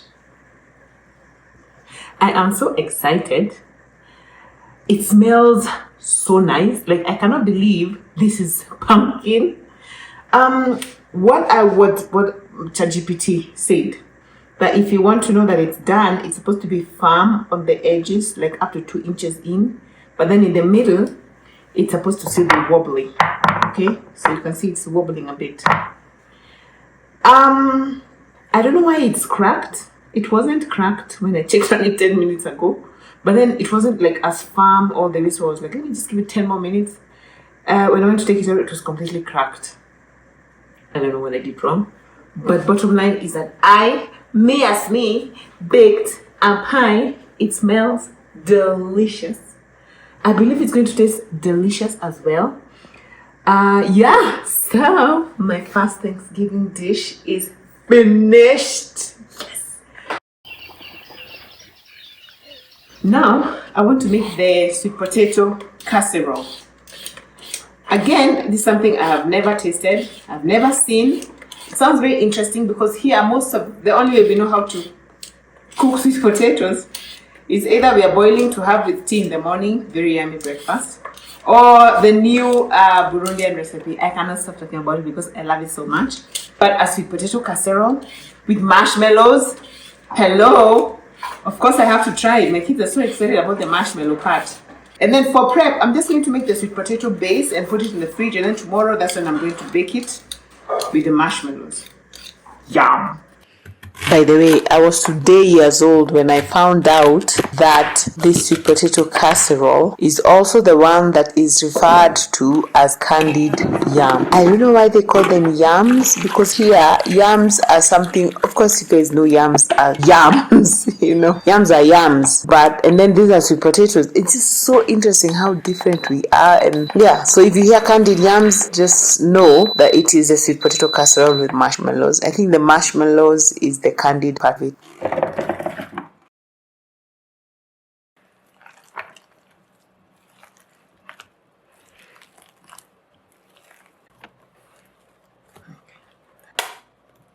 Now, what I'm finding interesting and different from everything I watched online when it comes to making this meal is, as I said, first of all, our sweet potatoes are not the orange ones. The orange ones that I've seen guys from the West using, they are very soft.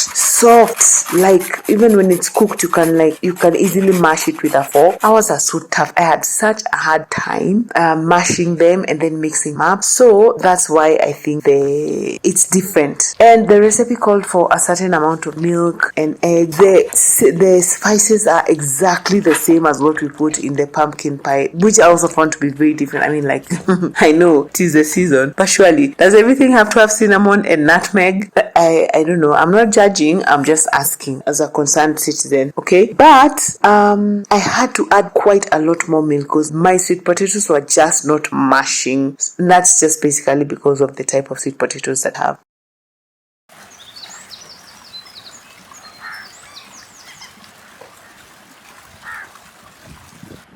So most of what I'm doing today, there's a lot of baking.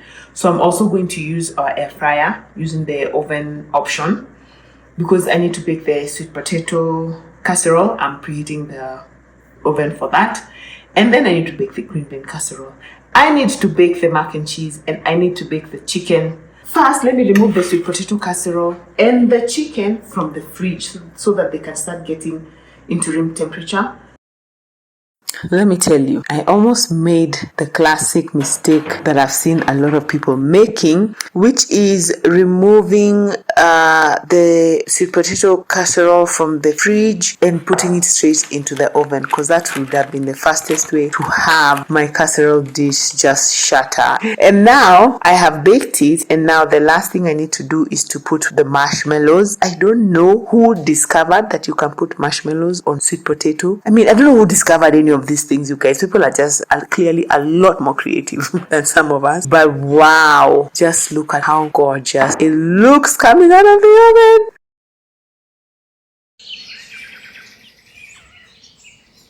The last dish I want to prep is the stuffing. First of all, I used to think stuffing goes into the cavity of the turkey or the chicken, but apparently it doesn't. I don't know why it's called stuffing, and yet I don't think we are stuffing anything. But I mean, who am I to judge?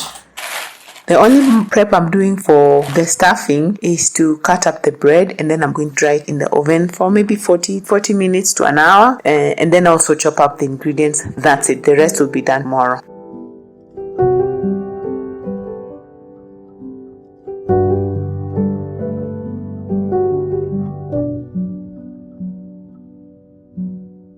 you know what I've just thought? Since the oven is still pretty warm from the pumpkin pie, I'm just going to put these cubes in there. I've already switched off the oven, but it's still pretty warm. So I'm just going to put the tray in the oven, not switch it on, and then leave it in there overnight. I think there is enough warmth in there to dry them out. And then I won't have to switch on the oven and then wait for 40 minutes because I need to go to bed. Tomorrow is a working day. And I want to be fresh for work.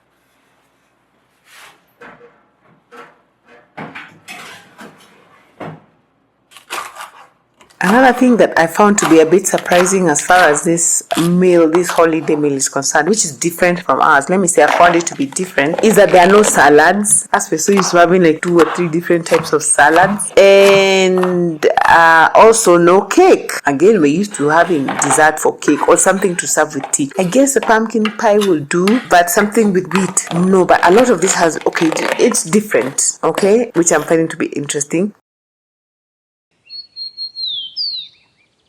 Come from work. Took me a lot longer than I expected, but anyway, I'm here now and this meal has to get finished today. So what I've done first is to remove the bread for the stuffing from the oven. It's quite what do you call it, dry. Just listen.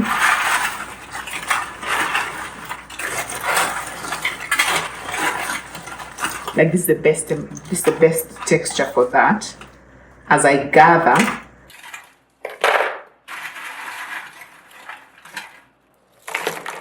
and then these dishes use so much butter. I was like, my goodness, I wish you could afford this much butter here. So like for this stuffing, I'm just mixing half butter, half cooking oil because, you know, budget. Yeah, well, it's very different. People say that cooking for Thanksgiving is hard work. I've seen a lot of that sentiment online. But honestly, I mean, tell me if I'm wrong. I found it to be so much easier than what us guys do, because most of this is just mix, put in the oven, mix, put in the oven. Which also makes sense why you find, like, when you look at those house showings, like for houses in the West, especially in America, they have like 2 ovens. I'm like, well, we didn't want to need 2 ovens. Now I understand, because I was so glad I had like the air fryer in our actual oven, but I still wished I had another one because there is so much oven work for Thanksgiving dishes. Very few dishes are made on the stove.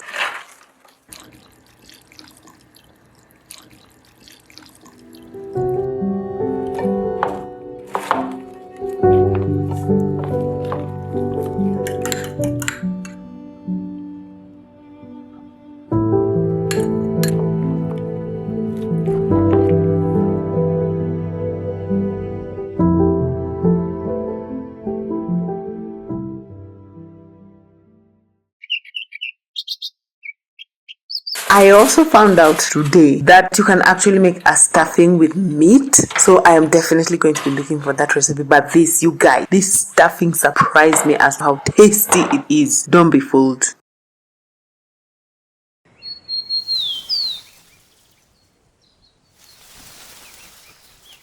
Now, the next dish I'm making is mac and cheese. And again, for me, this was a surprising addition. I think this is the one meal that I have seen being cooked during the year in other times, apart from just during Thanksgiving. I did not expect it to be part of the Thanksgiving dishes, but apparently it is. I did not have enough cheese or enough butter for this, because I actually saw recipes for saying to use 5 different types of cheese. 5. 1, 2, 3, 4, 5. No, when I rob that bank, yeah, I will do that. Until then, I just had to deal with what I have, and I'm kind of looking forward to this. I've once tried to make mac and cheese for my kids. I'm really curious to see how. Of course, it won't be as stringy. Let me just tell you, okay? Buyer beware. Let me prepare you in advance. Do not expect this to be like those ones when they serve mac and cheese and there are all those strings of cheese, because my pocket is not that stretchy. Okay, it cannot expand like those strings. So I am just working with what I have, but I'm really curious to see how it turns out. Again, it's cheese, it's pasta. I don't think we can go wrong here.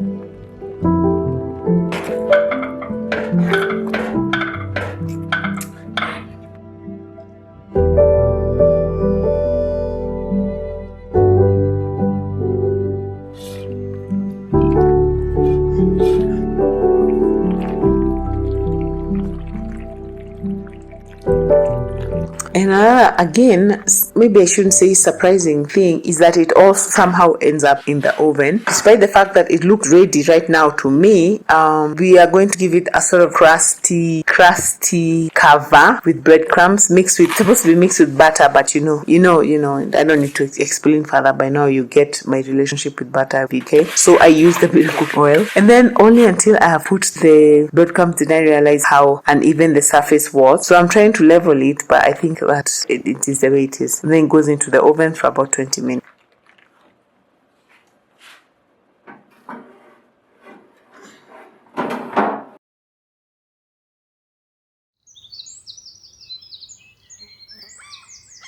Okay, this does not look half bad, by the way. So it's fine, but we'll taste and see. Now it's time to make the green bean casserole. This is the only green thing that I found here. My heart is a bit sad about that because I just feel like there's so much starch and not as much even protein or greens for fiber. But again, it's just me. I don't want to compare so much with how us guys do our holiday meals, but I can't help it because I'm like, I would need something to help me digest all this. But the green bean casserole is actually looking very good. One thing I found out is that you can buy cream of mushroom soup and then you're going to put in there, or if you're like me and you don't have that in your supermarket, just make it from scratch, which is what I basically did here with the mushrooms and the milk and the flour and the cream. Very, very easy.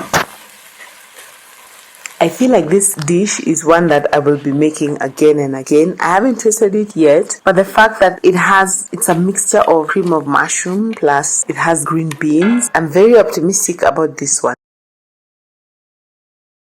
The pressure that I am feeling right now is real. I see why those moms are always looking so haggard during Thanksgiving, because there's so many dishes at the same time. And then I think that there's this general expectation that every single dish must be there, otherwise the Thanksgiving meal is not complete. Surprisingly, it also somehow ends up in the oven, but I think it's just to give it that crusty exterior. So I'm going to sprinkle it with a bit of breadcrumbs and then we're going to bake it. However, this is one of those dishes that be nice. Like if your kids don't like greens, you can just trick them into this and they'll just eat without knowing that they're eating greens, because it's very promising to me right now.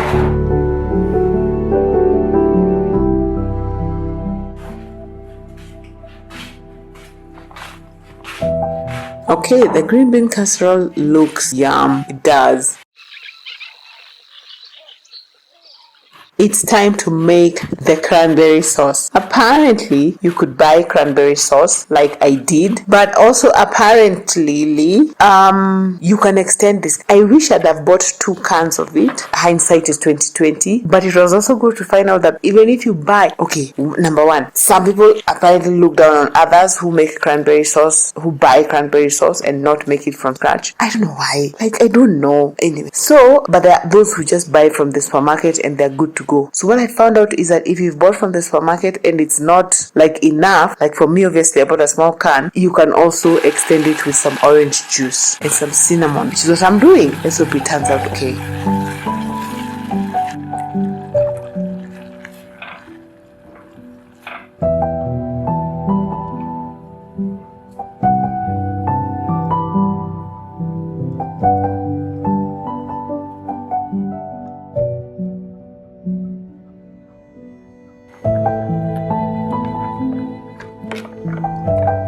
I feel like even here we should sort of like maybe have specific meals we make for specific occasions, because then it gives you something to look forward to, you know? I don't know, I think it's just me. But this cranberry sauce is winning.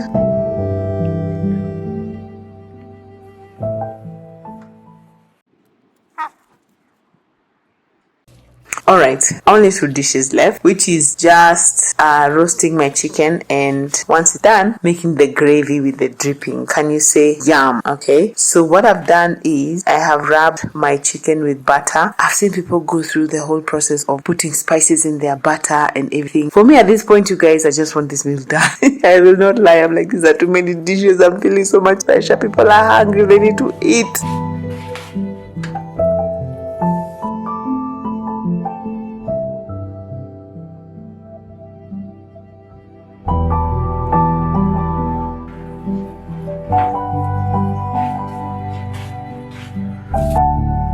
I'm so glad I had this thermometer, because one thing I found out is that to know whether the chicken is done, it's supposed to be at 76 degrees centigrade at the thickest part, and I just found out that it's not yet, and it's been in the oven, by the way, for an hour. And as you can see, also another way to know that it's done, the drippings are supposed to be clear and mine are still a bit blood. Okay, very, very important.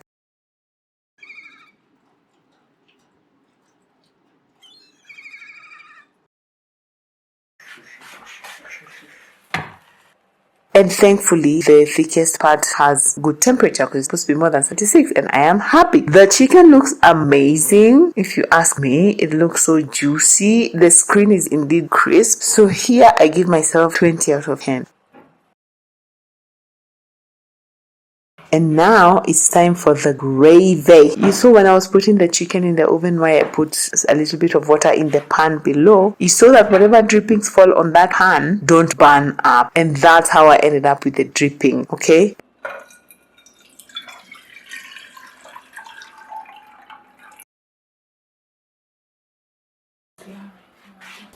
But now they're not enough, so what I decided to do is to add some water into the drippings, because I'm making gravy, and then I used a stock cube. Guys, I'm just working with what I have at this point in time.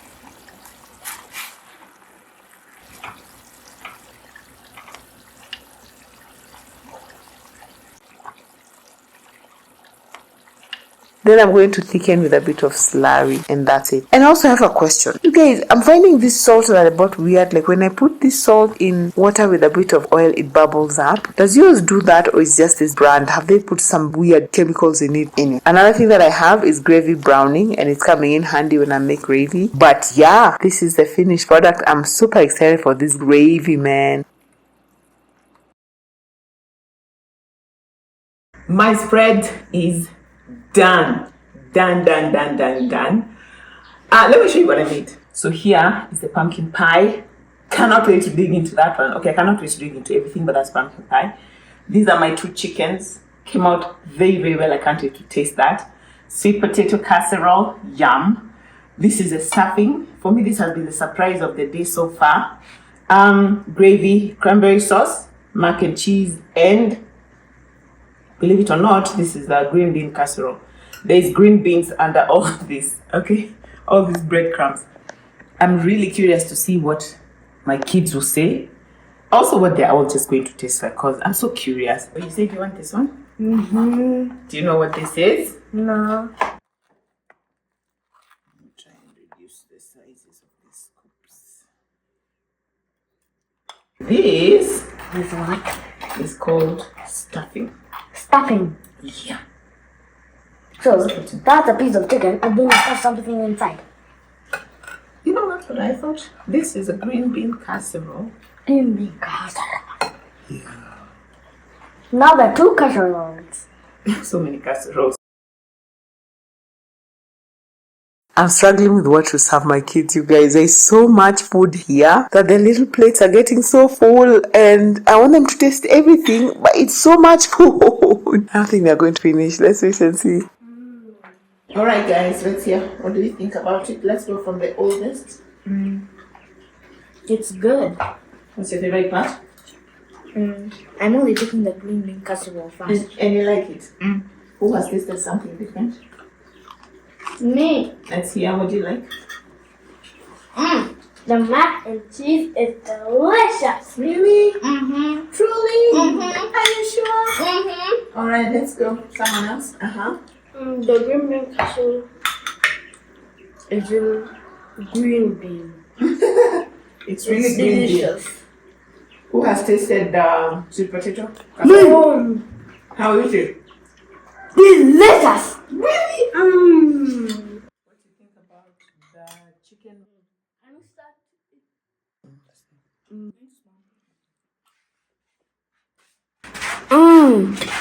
Delicious. Time for my taste test. I've taken a few bites. Let me tell you. The green bean casserole. It's nice and chewy and very creamy, which is nice. The sweet potato.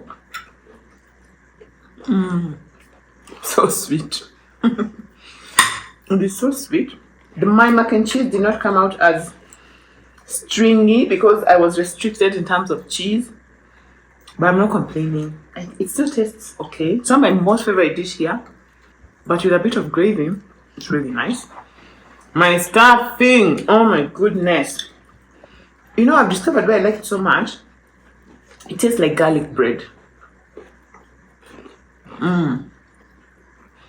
It's very nice. All right, chicken, cranberry sauce, sweet and sour.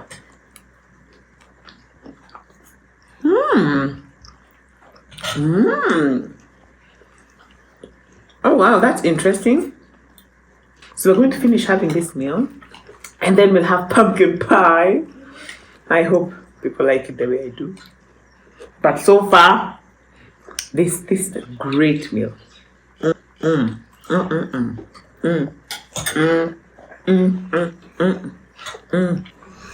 Beautiful. Love it.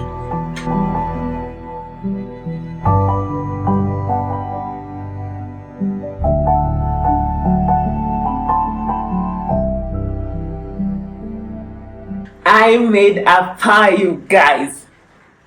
For the first time ever in my life, a pie crust held together. I'm super excited. The fact that it's a pumpkin pie, let's now wait and see. One of our kids took a bite and he was like, so I'm waiting to see after several bites whether he will like. And he's one who likes pumpkin a lot, so we'll see. As for me, let's see. It is very, very sweet. Oh my goodness, it is so sweet. It tastes, I don't know how to describe it. The cinnamon, the nutmeg, there's this very unique taste. Now I see why everyone's talking about pumpkin spice, everything. It has a very unique pumpkiny, cinnamony taste, which I love. The crust. It has, when you eat the crust and the pie filling together, it has a soft and then a hard. Crunchy. Yeah. Soft and hard, crunchy texture. In other words, I like it. Despite the fact that the crust is kind of hard to cut through, to be honest, I wouldn't exactly rank this my top favorite meal, but still, it's delicious. Nice. Thanks for being honest. The crust is hard, and also, for some reason, I can't really taste the crust. The pumpkin is just so sweet, you can't make it out with your tongue. Yeah. The pie is overpowering the crust. Yeah, but you know what? I don't know. I think my most favorite dish was the chicken. The chicken? My dish of the day was the pie. My favorite dish in the whole meal was, it had to be the stuffing. The stuffing. Stuffing. Really? Nice. I'm torn between the stuffing and the chicken. I think the chicken with the cranberry sauce, for me, that was mwah, very nice.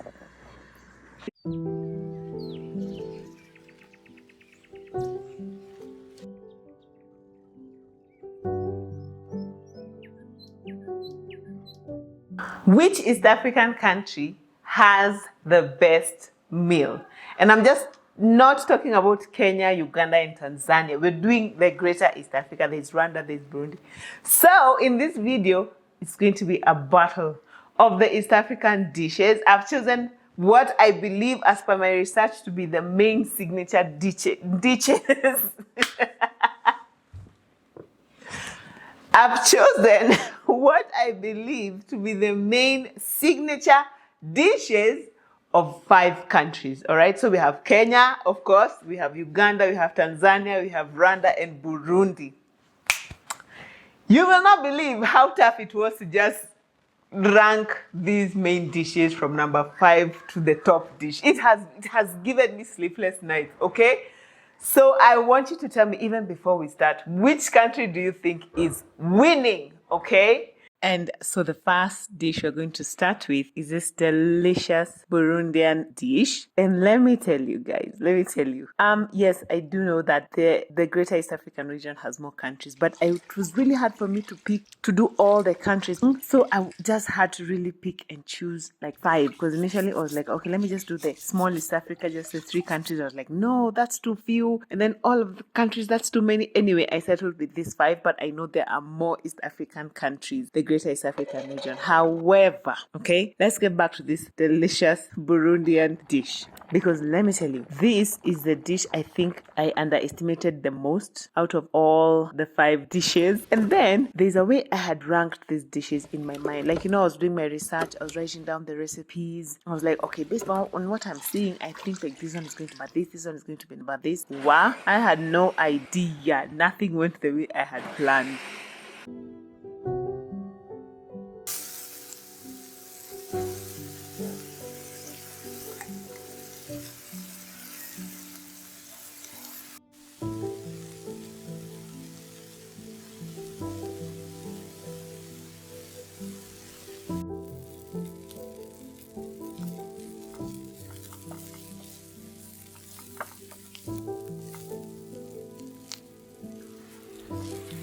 This Burundi dish has to do with beans and sweet potatoes. Of course, when I saw that, I was like, yeah, we do this in Kenya all the time. This is just sweet potato and beans dish. No way, okay? I love the idea of pre-boiling the beans first a little bit, and then before they're fully cooked, I remove them from the pressure cooker and then put them in a pot where now I added the sweet potatoes. This is how I was learning the recipes. And already the beans and the sweet potatoes boiling together really makes the flavors to mesh nicely. Now what we would do here in Kenya, we would then fry the tomatoes and the onions, and then we would put the beans first, and then now we would put the sweet potatoes. No. These guys cook the onions and tomatoes and add to the boiling beans. And I was like, this is such a game changer. I mean, this is such a good way to do it. But the taste of this meal already, just let me know what number do you think this meal is going to be, because it surprised me, honestly. It really surprised me. And all of these meals are just ranked according to taste, and my kids, my family, absolutely loved this dish so much.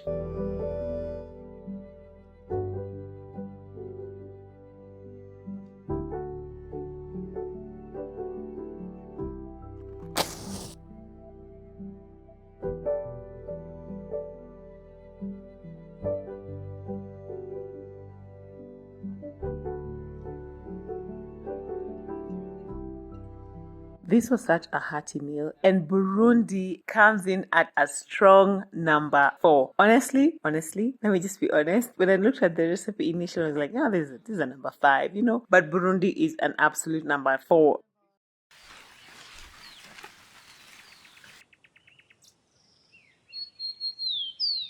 Now, let's go to our neighbors, the Uganda people.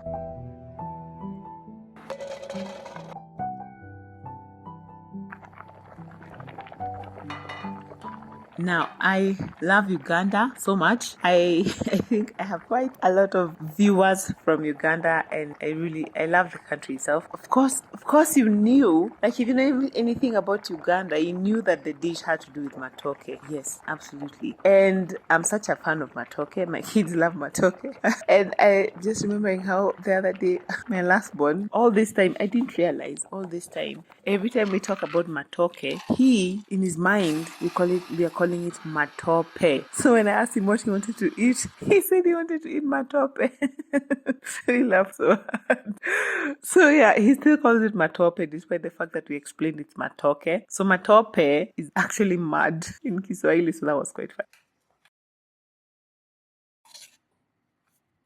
Anyway, the thing I love also very much about this dish is the fact that it has peanut sauce, okay? And I did my homework. I was like, I'm doing this the legit way. So I am making peanut sauce from scratch. So as you saw, I ground some raw peanuts, and then now I'm frying first some onions, and then once the onions are cooked, add some tomatoes.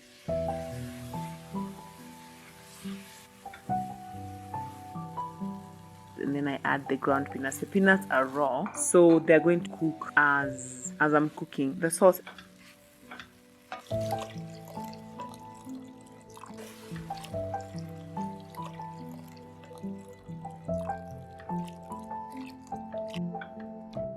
And initially the sauce looks quite runny, but as you keep stirring and stirring and stirring and stirring some more, it gets it gets thicker and thicker.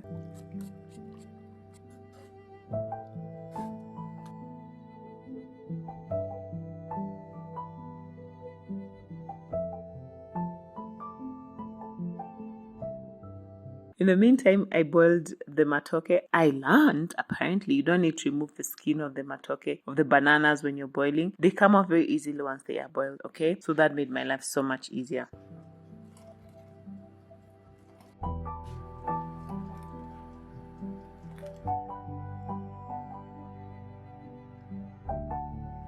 And so I made quite a lot of peanut sauce. I didn't expect it was going to be that much.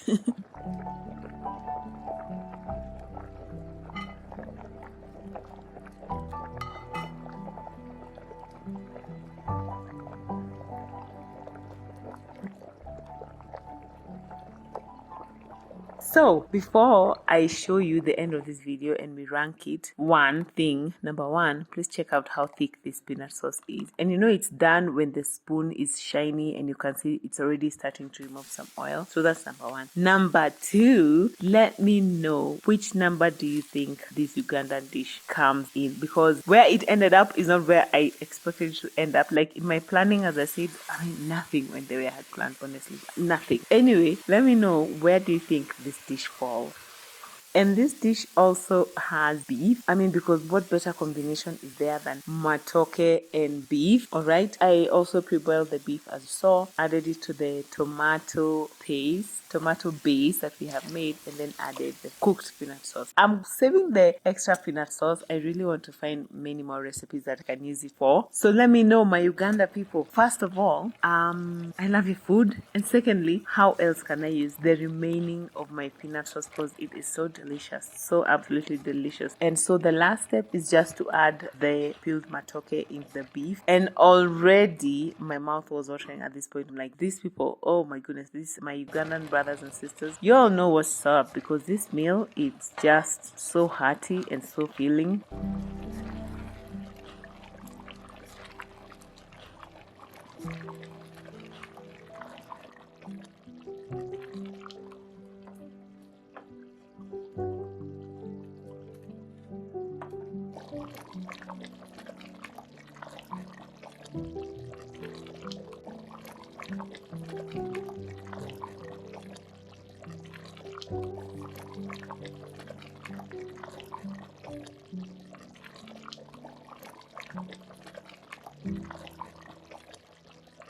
I love how thick the sauce is.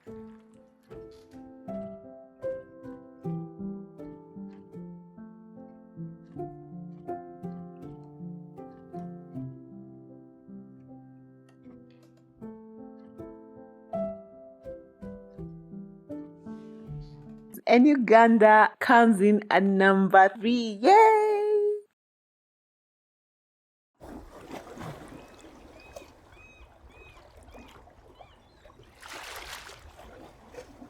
Now let's go to our neighbors, our other immediate neighbors, the Tanzanians. Now the Tanzanians have quite a lot of delicious meals. I think because it's a coastal, I don't know why I always think of Tanzania as a coastal country. I don't know why. But anyway, what I went with was this really famous chips mayai dish, that it's a street dish that is, I mean, very famous and from Tanzania. So the first thing I did is to make fries, because it's chips mayai, chips as in fries, mayai as in eggs. So I made the fries from scratch.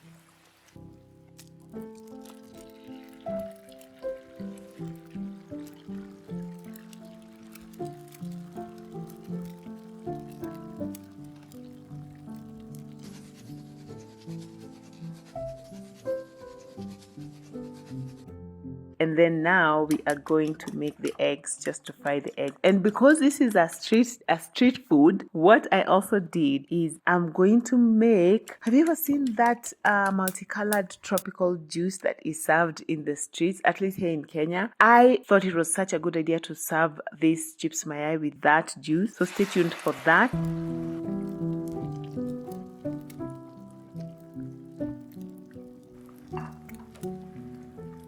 And also stay tuned at the end of this video, because let me tell you, as I said, I really struggled to figure out which dish will be number one, and I'm really curious to hear whether you think I made the right decision. I'm so curious to hear what you think. But anyway, once I put the chips on top of the frying egg, I decided to put it in the oven so that it can really dry on top and be like really cool.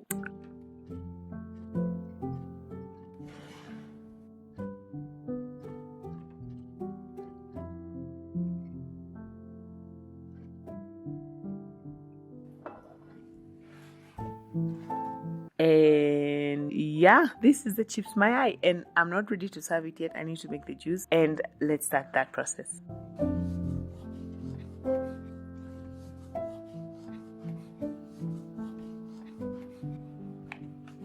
So chips mayai is also a dish that is served here in Kenya, but I think we heavily borrowed it from our Tanzanian neighbors. And I've been seeing like a bit of beef between Kenyans and Tanzanians. I don't know where that came from, but over here we love each other and we love each other's food. And so here in Kenya, I decided to, as I said, serve the Tanzanian dish with this Kenyan sort of like juice or smoothie that is served in the streets. I don't know if this is served also in Tanzania. You guys can let me know. And what I love about this smoothie is the layers of colors. Like, it is so colorful. You just see it in the streets and you're like, oh my goodness, I want some. Okay, so there's a red layer, there's an orange layer, and then there's a green layer. For the red layer, what I did is I boiled some beetroot, and then there'll be some melon. And then I'm actually adding bananas to each of these layers, because the bananas make the smoothie quite thick, because I realized it needs to be thick enough so that the colors don't bleed. That sounds weird.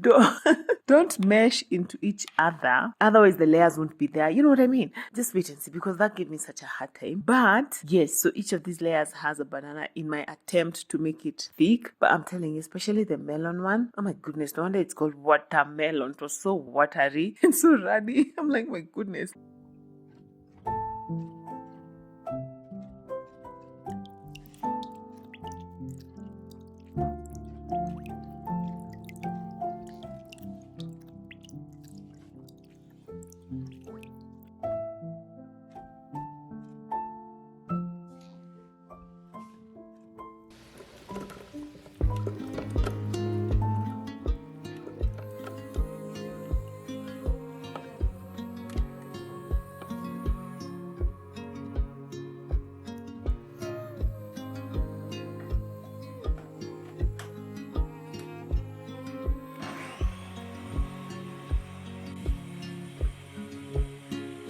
And you know, my initial plan was the red one is going to be at the bottom. I saw how runny it was. I literally added a banana to make it thicker, but no way. It was just running from here to Timbuktu. I was like, oh my goodness. So I flipped the whole script. I was like, okay, the red has to be on top. Otherwise, whatever I put, if I put it at the bottom, whatever layer I put is just going to just sink faster than Jonah in the whale. So anyway, aesthetics.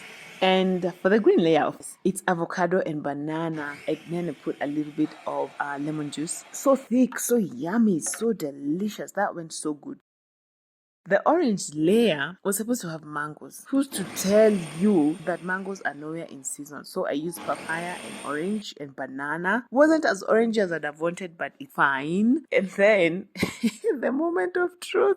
Oh my goodness. I was serving this smoothie. I'm putting the avocado because it's heavier than the orange. And I wanted avocado to go to the middle so that it can separate the red and the orange. Otherwise, they'd have just been mixing. But it sank. A good portion of the avocado sank. However, it helps. Okay, it looks nice. Don't you think it looks nice? I love the smoothie. I love the chips mayai. This is what I would have in the streets if I was there. I mean, like, this combination, I think, is a winning combination. The chips mayai, very, very tasty and very, very filling. Yeah, very protein rich. Unfortunately, Tanzania is number 5 because we had to take a poll in the house.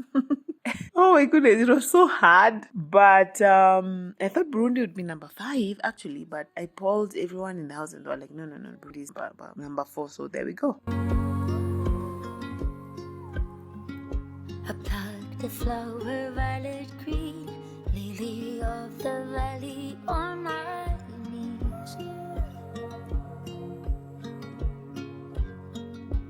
All the things I left behind. And now we are home sweet home. We are back to Kenya. Yes, so for Kenya, I am making pumpkin chapatis with chicken curry. All right. Now let me know. In your mind, do you think this is going to be the winning dish, or do you think it's going to be number 2? Because this was, as I keep saying, so hard for me to choose. But I really want to see whether you guys think I made the right decision. Okay. Now, I made a video 3 weeks ago actually comparing dishes of Kenyan communities because I just really want to explore a lot of these different dishes that bring people together. You know, it just, yeah, I love it. I'm loving it. And in the Kenyan dishes, one of the most common comments guys were saying is, why didn't you make chapati? Why didn't you make chapati? Why didn't you make chapati? Well, the reason why I didn't make chapatis in that video is because it was hard for me to know which community exactly chapatis came from. However, I think we all agree that chapati is like one of the top 2 staple dishes that signify that you are Kenyan. And so that's why I chose to go with chapati for the Kenyan national meal. Okay, but however, if you watch that video, you will know that there is another more national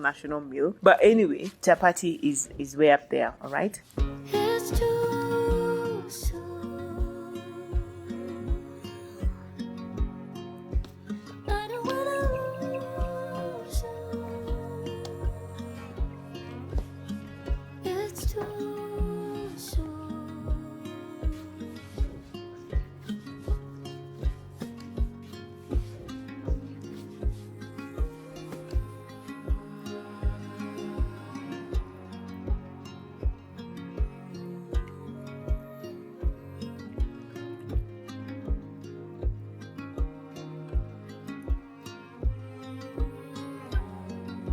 And so after I made the chapati dough and I let it rest, I want to start making the chicken curry. All right. Of course, you can serve chapati with many different sides, but chicken curry, I just thought it would go very well together. If you'd like a more detailed recipe on how to make chapati, I've done one. Delicious. I loved adding pumpkin to this one. Usually just make them plain, and the dough was quite soft, very soft to work with, but also the chapati were actually soft. Know what you mean to me.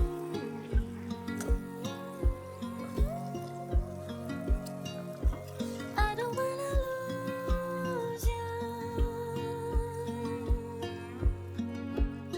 The chicken curry, on the other hand, is just a winner. If you ask, it's a winner because it's just such a comfort dish. All right, and I kept it very, very simple. Just tomatoes and onions, you know, and everything. And then once I put in the chicken, I'm also adding some coconut cream and lastly some coriander. So good, you guys.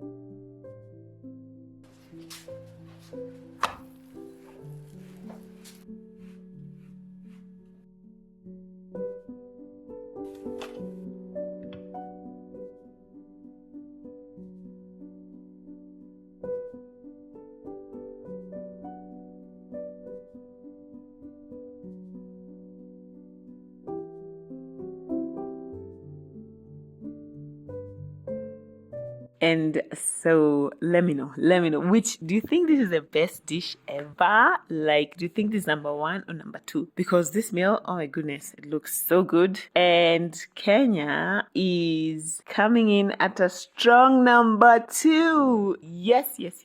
And now I can't wait for you guys to see who's going to be number 1. I can't wait.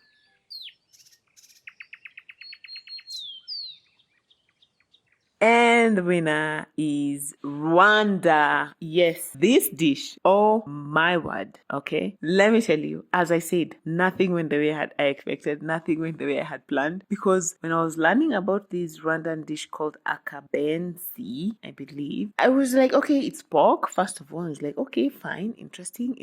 But I was like, this is going to be maybe number 3. In my mind, number 1 was going to be Uganda, okay? But the proof is in the pudding. The taste, oh my goodness. Let me tell you about this Rwandan dish. So this dish is apparently a dish that is served like in ceremonies, like weddings and all that. Like, it's a ceremonial dish, and it starts with, first of all, boiling the pork, and then as the pork is boiling, I deep fried plantains. Okay, the minute you hear plantains, you're like, okay, yeah, this one wins. It wins automatically. It wins. Okay.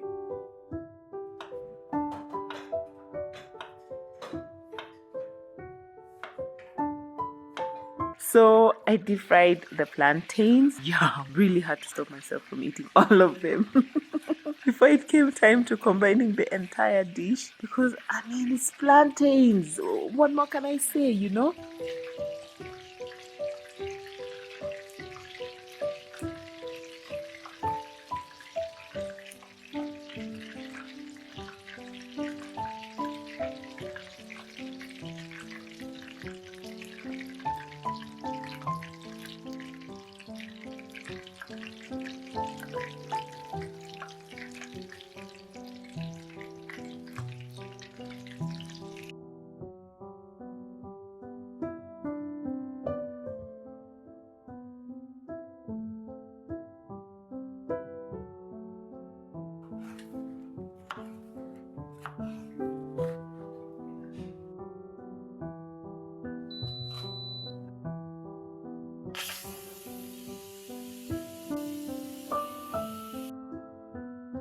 And then on top of that, after deep frying the plantains, the next thing to do is to deep fry the pork that you have just boiled. Okay, so I mean, guys, with deep frying, so much deep frying, of course, you know, the flavor is going to be at a whole new level.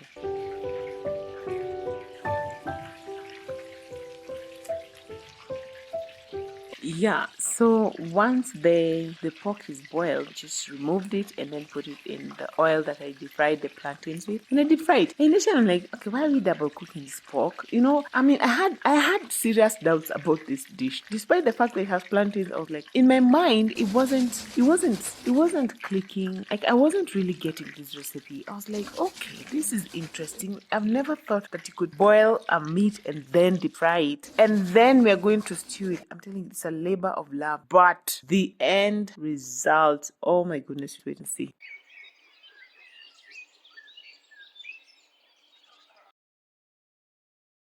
Now, once that's done, the thing is to put some oil in the pot, fry some garlic just until fragrant, and then add the deep fried pork. You guys, you must try this recipe. Please tell me you'll try this recipe.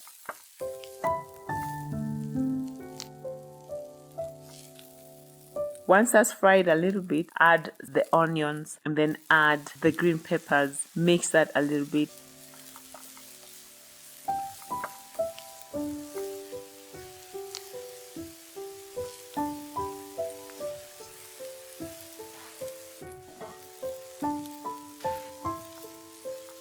and some tomato paste. This dish, oh my goodness, okay. And then add a Maggi cube or a Royco cube and some soy sauce.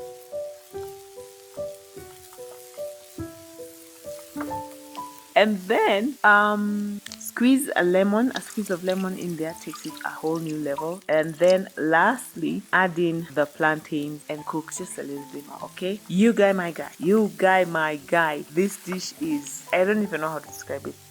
Now, we are going to serve this dish with ugali. And interesting, I realized that ugali is a staple in each of these countries. That's one thing that I was really glad to see that binds us together as East Afrikaners. And even the other countries that I have mentioned here in the Greater East African region. Like ugali, like we all eat ugali. I was like, truly we are related. Truly we are brothers and sisters, right? So that's what I am making to go with this akabenzi. Please, if you make nothing else from this video, if you take nothing away from this video, please try this dish. I cannot overemphasize. Wow. This dish is just such a winner. It is so yummy and so filling. My kids loved it so much. Apart from my last one, who decided he wanted to eat omena on this day. Please forgive him. This dish is a clear winner, like Rwanda, hands down. You win, you are the GOAT.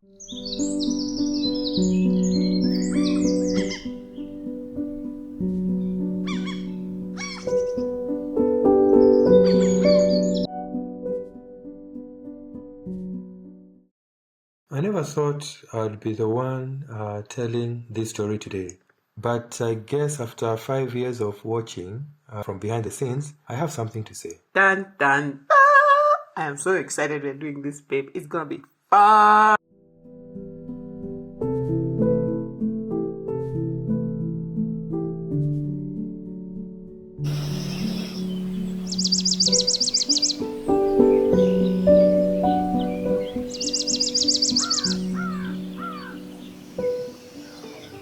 So this is not going to be a tutorial. It's more like a celebration of the milestones, the moments you never get to see, the failures that have happened in the last 5 years. And also the wins, babe. So there have been some wins also, yeah? Yeah, certainly. There have been wins. Mm-hmm. It's been 5 years since we started the channel this May. And this is going to be a time just to reflect on the journey so far and the journey ahead. Okay, and then now for me, I'll ask you a few questions as you're narrating, and then you'll answer and tell the people what you have thought about the journey and everything. So, all right, that sounds good. Okay.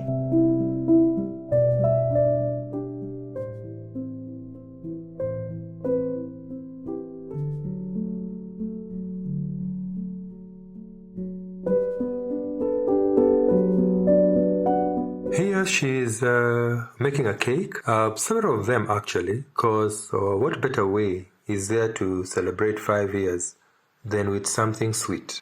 I love cakes. Yeah, okay, I'm baking some cakes. I'm so excited because you know how I love baking. But let me first ask you a question before we even get into the cake, okay? Like, What was your first thought when I told you I wanted to start a YouTube channel? Well, it's not something that I'd seen anyone do in my circle. I mean, I'd watched YouTube channels, I'd watched YouTube, but I'd never known anyone who had actually started a YouTube channel. So it was a surprise, a pleasant one. And I guess my first thoughts were, yeah, I know you can do it. So let's see how this thing will roll out. Oh, okay, thank you.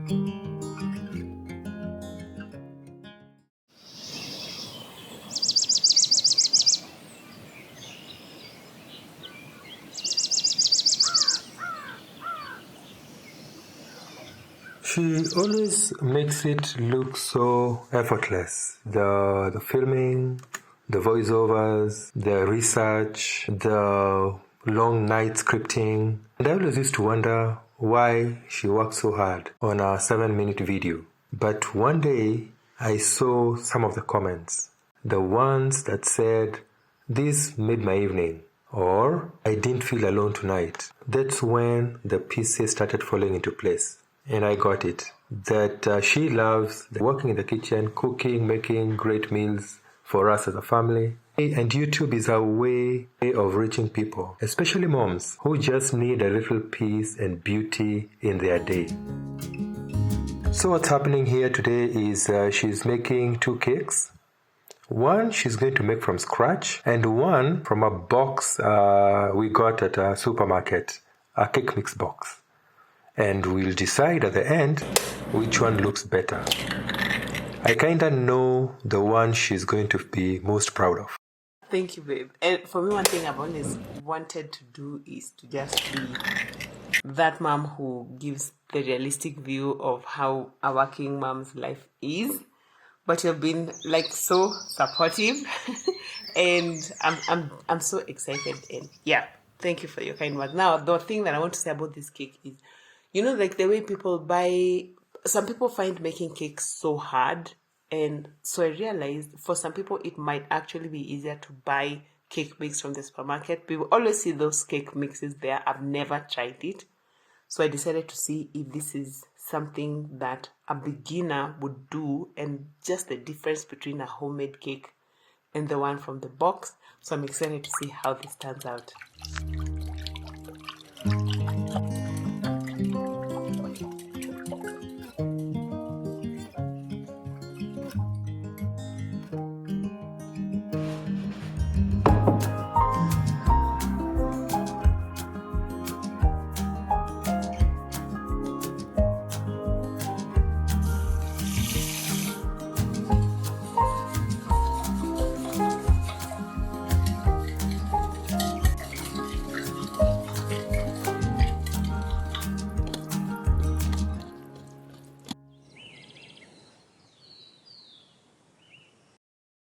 Okay, so let me ask you something, babe, and be honest, okay? Do you think I've changed in any way because of YouTube? Certainly, I see that you've changed. Really? Certainly, you've become more courageous, you've become more bold, you've become more confident. I'm doing a happy dance over here. And I know in the beginning there was a fear of what people's reactions are going to be. You are putting yourself out there.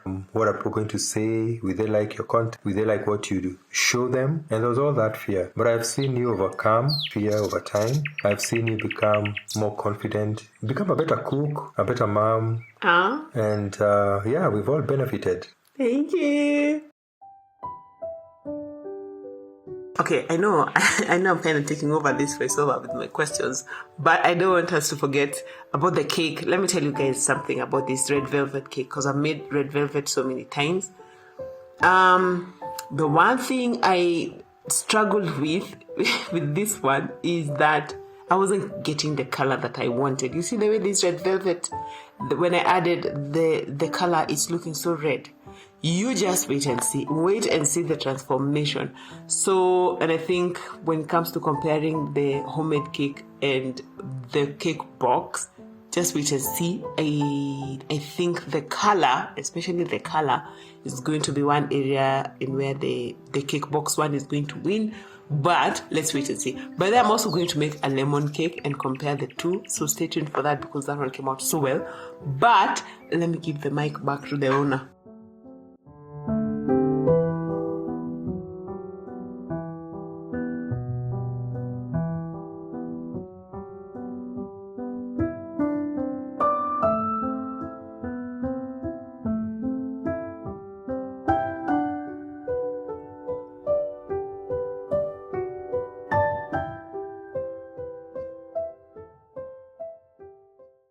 I realize, babe, we haven't talked about those people who are slashing there, and I know that is sort of your domain. You can also use a clip of something that you're in charge of, which is the yard and everything. So what's happening? Just give us a short idea of what the guys are doing. All right, what happens is there were rains. We were in the rainy season. The grass overgrew outside the house, and it was a whole big bush out there, and we decided to just get it all cut down. So we got these two guys to come and do the job. It's quite a sizable piece of work, but they did it well, and as you can see, recording their progress along the way.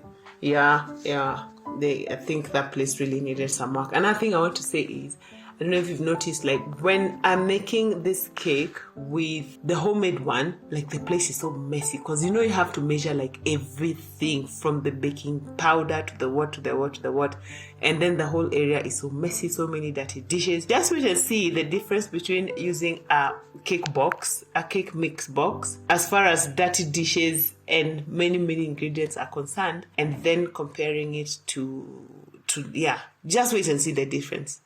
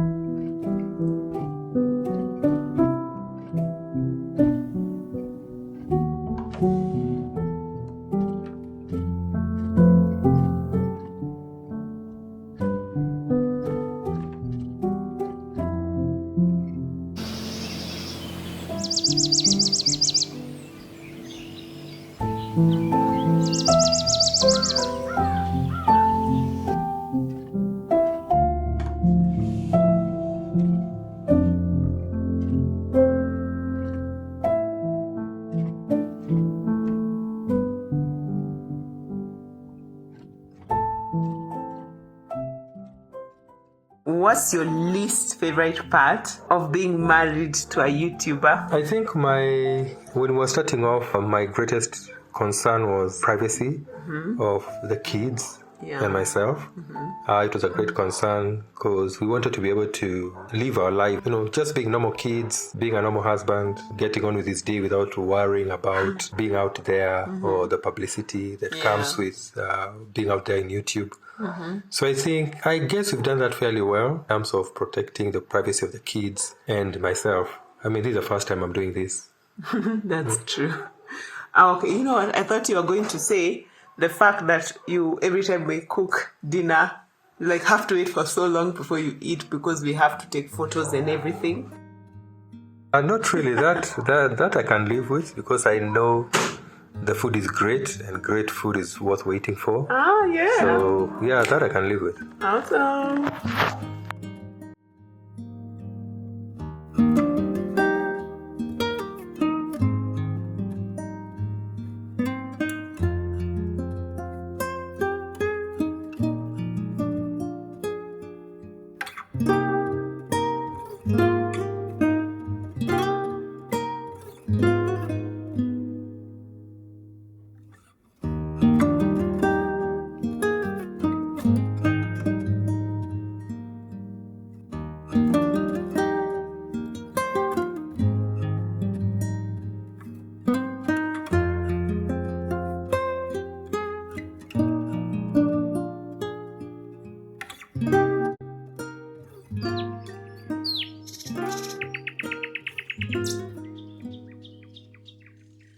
When it comes to this lemon cake, one thing that I find would make me be the first one to buy cake mix from a box. You see these recipes where they say you have to cream your sugar with your butter. Those ones they finish me. I'm like, who came up with this whole idea? And so yeah, I'm using the food processor to do the mixing because it makes that process so much easier. But wait till you see when you're using the cake mix box. I keep mixing up that name. Like, you don't need to do the creaming method. The creaming method really just drives me the wrong way because there's so much mixing there left to do.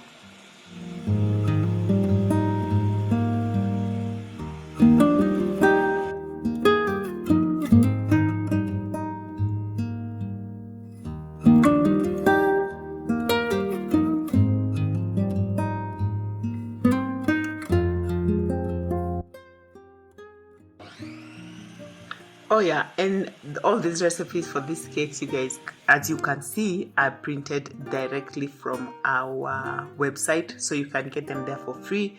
And let me give a shout out to my amazing hubby, who is the one who has set up that website, who runs it behind the scenes. And yeah, and we are grateful for your hard work. Thank you.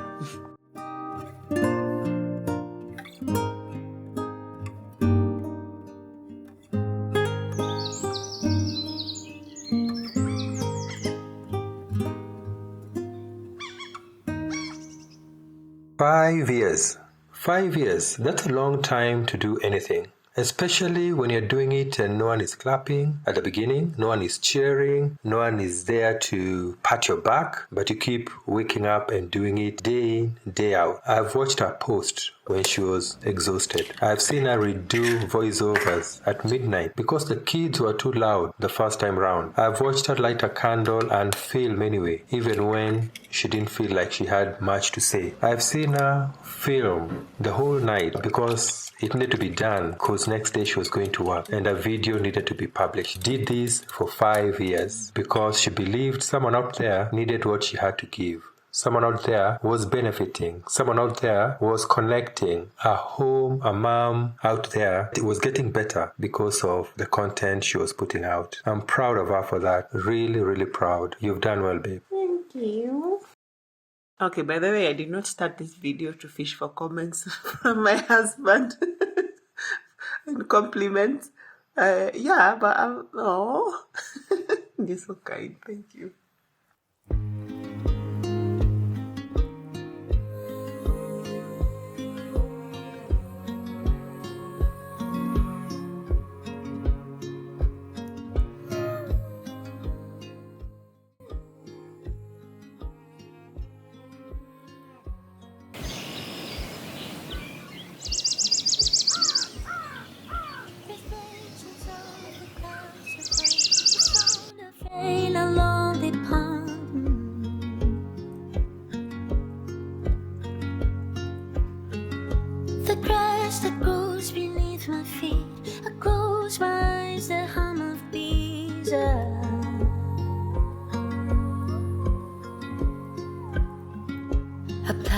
Flower violet green, lily of the valley on my knees. All the things I left behind, save this little place in my mind. I don't wanna lose you.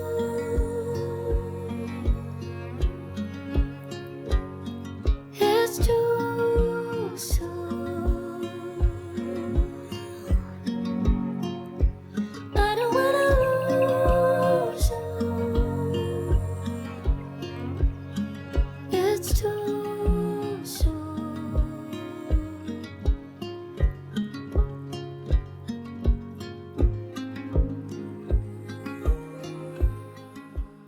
Like, if I had given up halfway, what do you think I would have missed out on? I think what I've seen these last 5 years is YouTube. If there's anything YouTube does for you, it's building resilience. I mean, this thing can be heartbreaking. Yeah. This thing can be disappointing. This thing can be frustrating. You are dealing with an algorithm that you can't see, can't control. And it all, I mean, you publish a video, You may not really be sure how it's going to be taken, how it's going to turn out. Some do well, some don't. But just the tenacity to wake up every morning and do it all over again. Even in the last video was disappointing. If there's anything YouTube can teach you, it is building your resilience and being tenacious. And I've seen that in you. You've grown out to be quite, like someone said, like a bulldog on a mailman. Yeah, that's true. Well, YouTube will just, the character development is real, but I'm glad for who you have become because of that character development.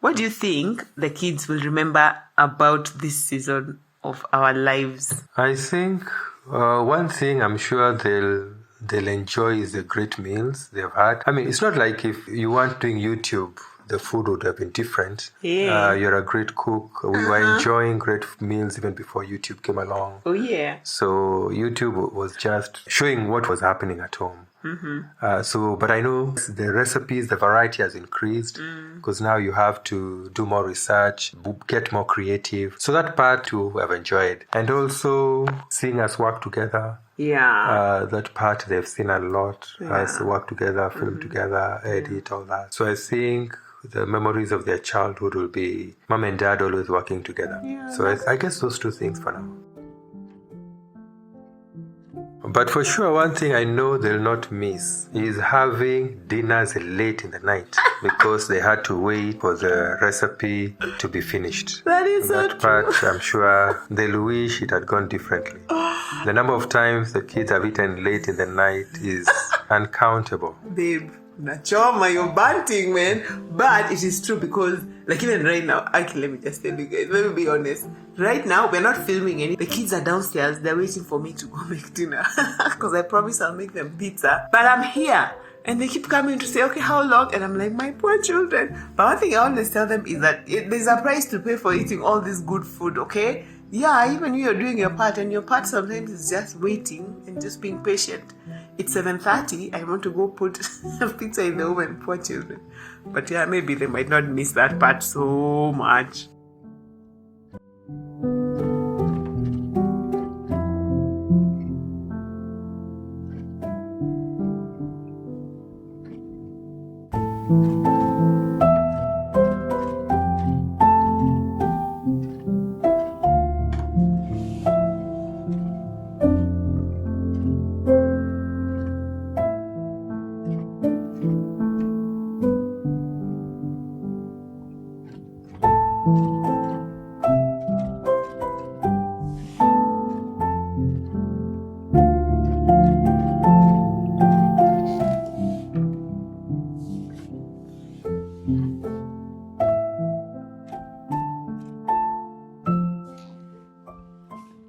Is there a video that stands out to you, like one you'll never forget? The videos have all been great, but there's one where I know we went all out, even got a costume. We got our parents to come in and help. Yeah. For me, that was one great video. Yeah, I also really, really loved that video. I think that's one of the videos also that really stood out. Just filming with my parents and just showing the importance of family, generations. I love that. I love that video. I almost said I love that cake.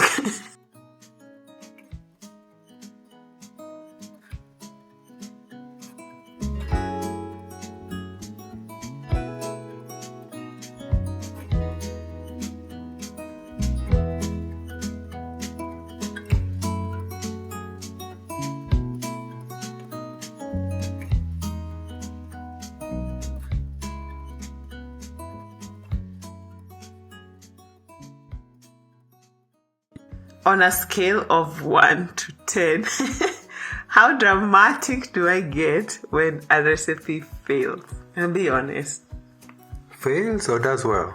Fails. Like if a recipe doesn't work out the way I want, like do I get dramatic? How do I respond? Well, you do get disappointed.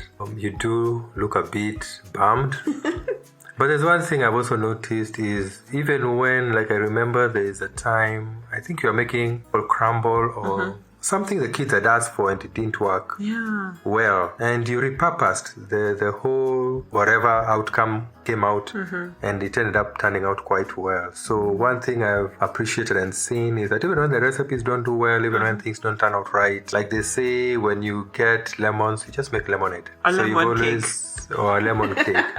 So, because you always find a creative way of using, not throwing it out, but repurposing it and turning it into something else. I also remember a time we were making meatballs, and the meatballs didn't stick together. Oh my so the goodness, whole thing turned out badly. But you ended up just making minced meat stew. Awesome.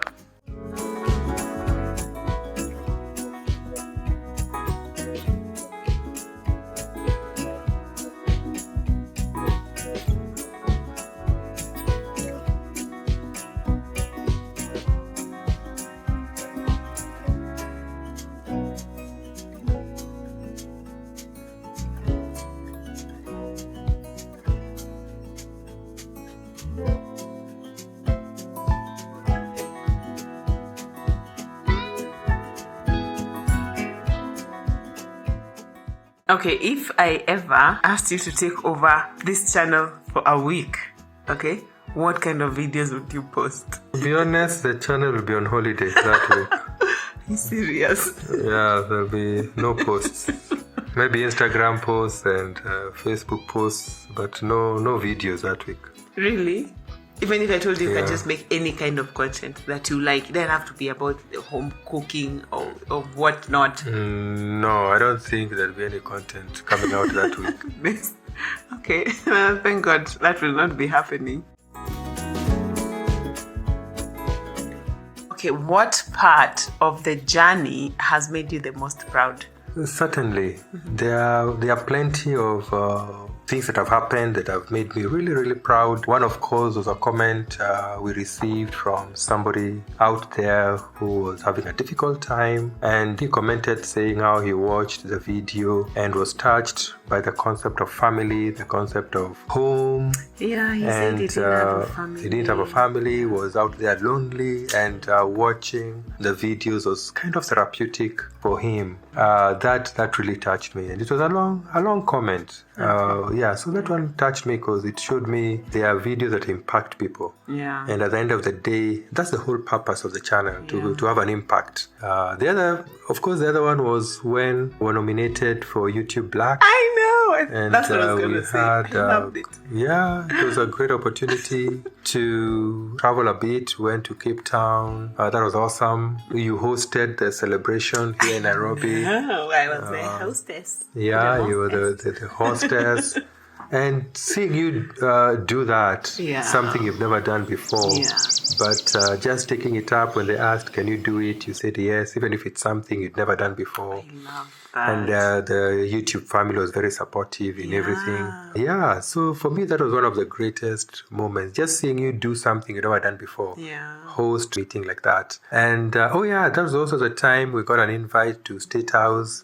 Yeah. And again, you were nominated to speak on behalf of the whole class. I know. In State House. And that was awesome. Something you'd never done before. But again, you just took it up and ran with it. And I got a standing ovation. Oh yeah, certainly. Everyone was impressed by your speech. Everyone was impressed by what you had to say. Yeah. I remember the head of state stood up to shake your hand and all that. It was a great moment. Memories coming out of YouTube. So we are grateful for that and thank God for that. Yeah. And of course, seeing the kids happy. Yeah. Seeing the kids enjoying the meals. Yeah. Seeing the kids. I think also one of my proudest moments is just seeing the kids wanting to be in the kitchen or looking at what you're doing. Yeah. Because it shows that you're inspiring them. Yeah. There's something they are seeing in you as you make the videos, and they just want to hang around and look and observe. Yeah. So that's also a very proud moment for me. Yeah, Yeah. thank you. And one thing I can also say is just one thing I'm really proud about is the kids also watching how you also have stepped up. Like we initially when we started, like we had a cameraman and we were paying him and everything, but then because this turned out to be like a 24/7 situation where we'd be filming like even late into the night, like babe, you stepped up and you took the camera and you started teaching yourself how to film. And I always feel so proud when people comment, your cameraman is doing such a good job, like the angles, you know, you are doing so well. And I'm super proud of you coming up with a whole website and making sure that the recipes are available there for people to download for free. It's amazing. I'm super proud of you for that, babe. Thank you. So if I ever ask you to be in a video again, like what would be your price? What I get in this home is priceless. Oh, So I'll do it for free anytime. it's so sweet. My goodness.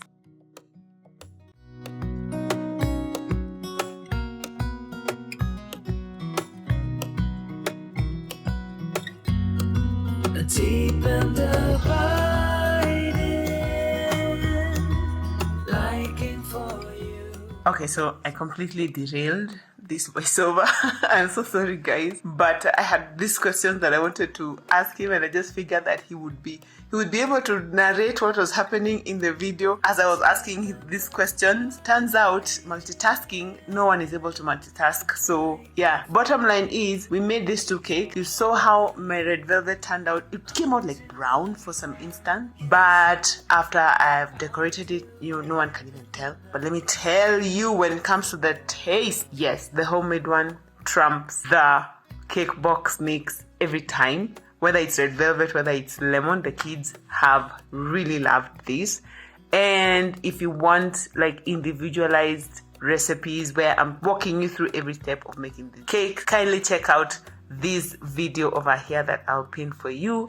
But thank you for hanging out with my husband. Thank you for hearing what he thinks about our YouTube journey for the last 5 years. Babe, say goodbye to the people. Bye. Thank you.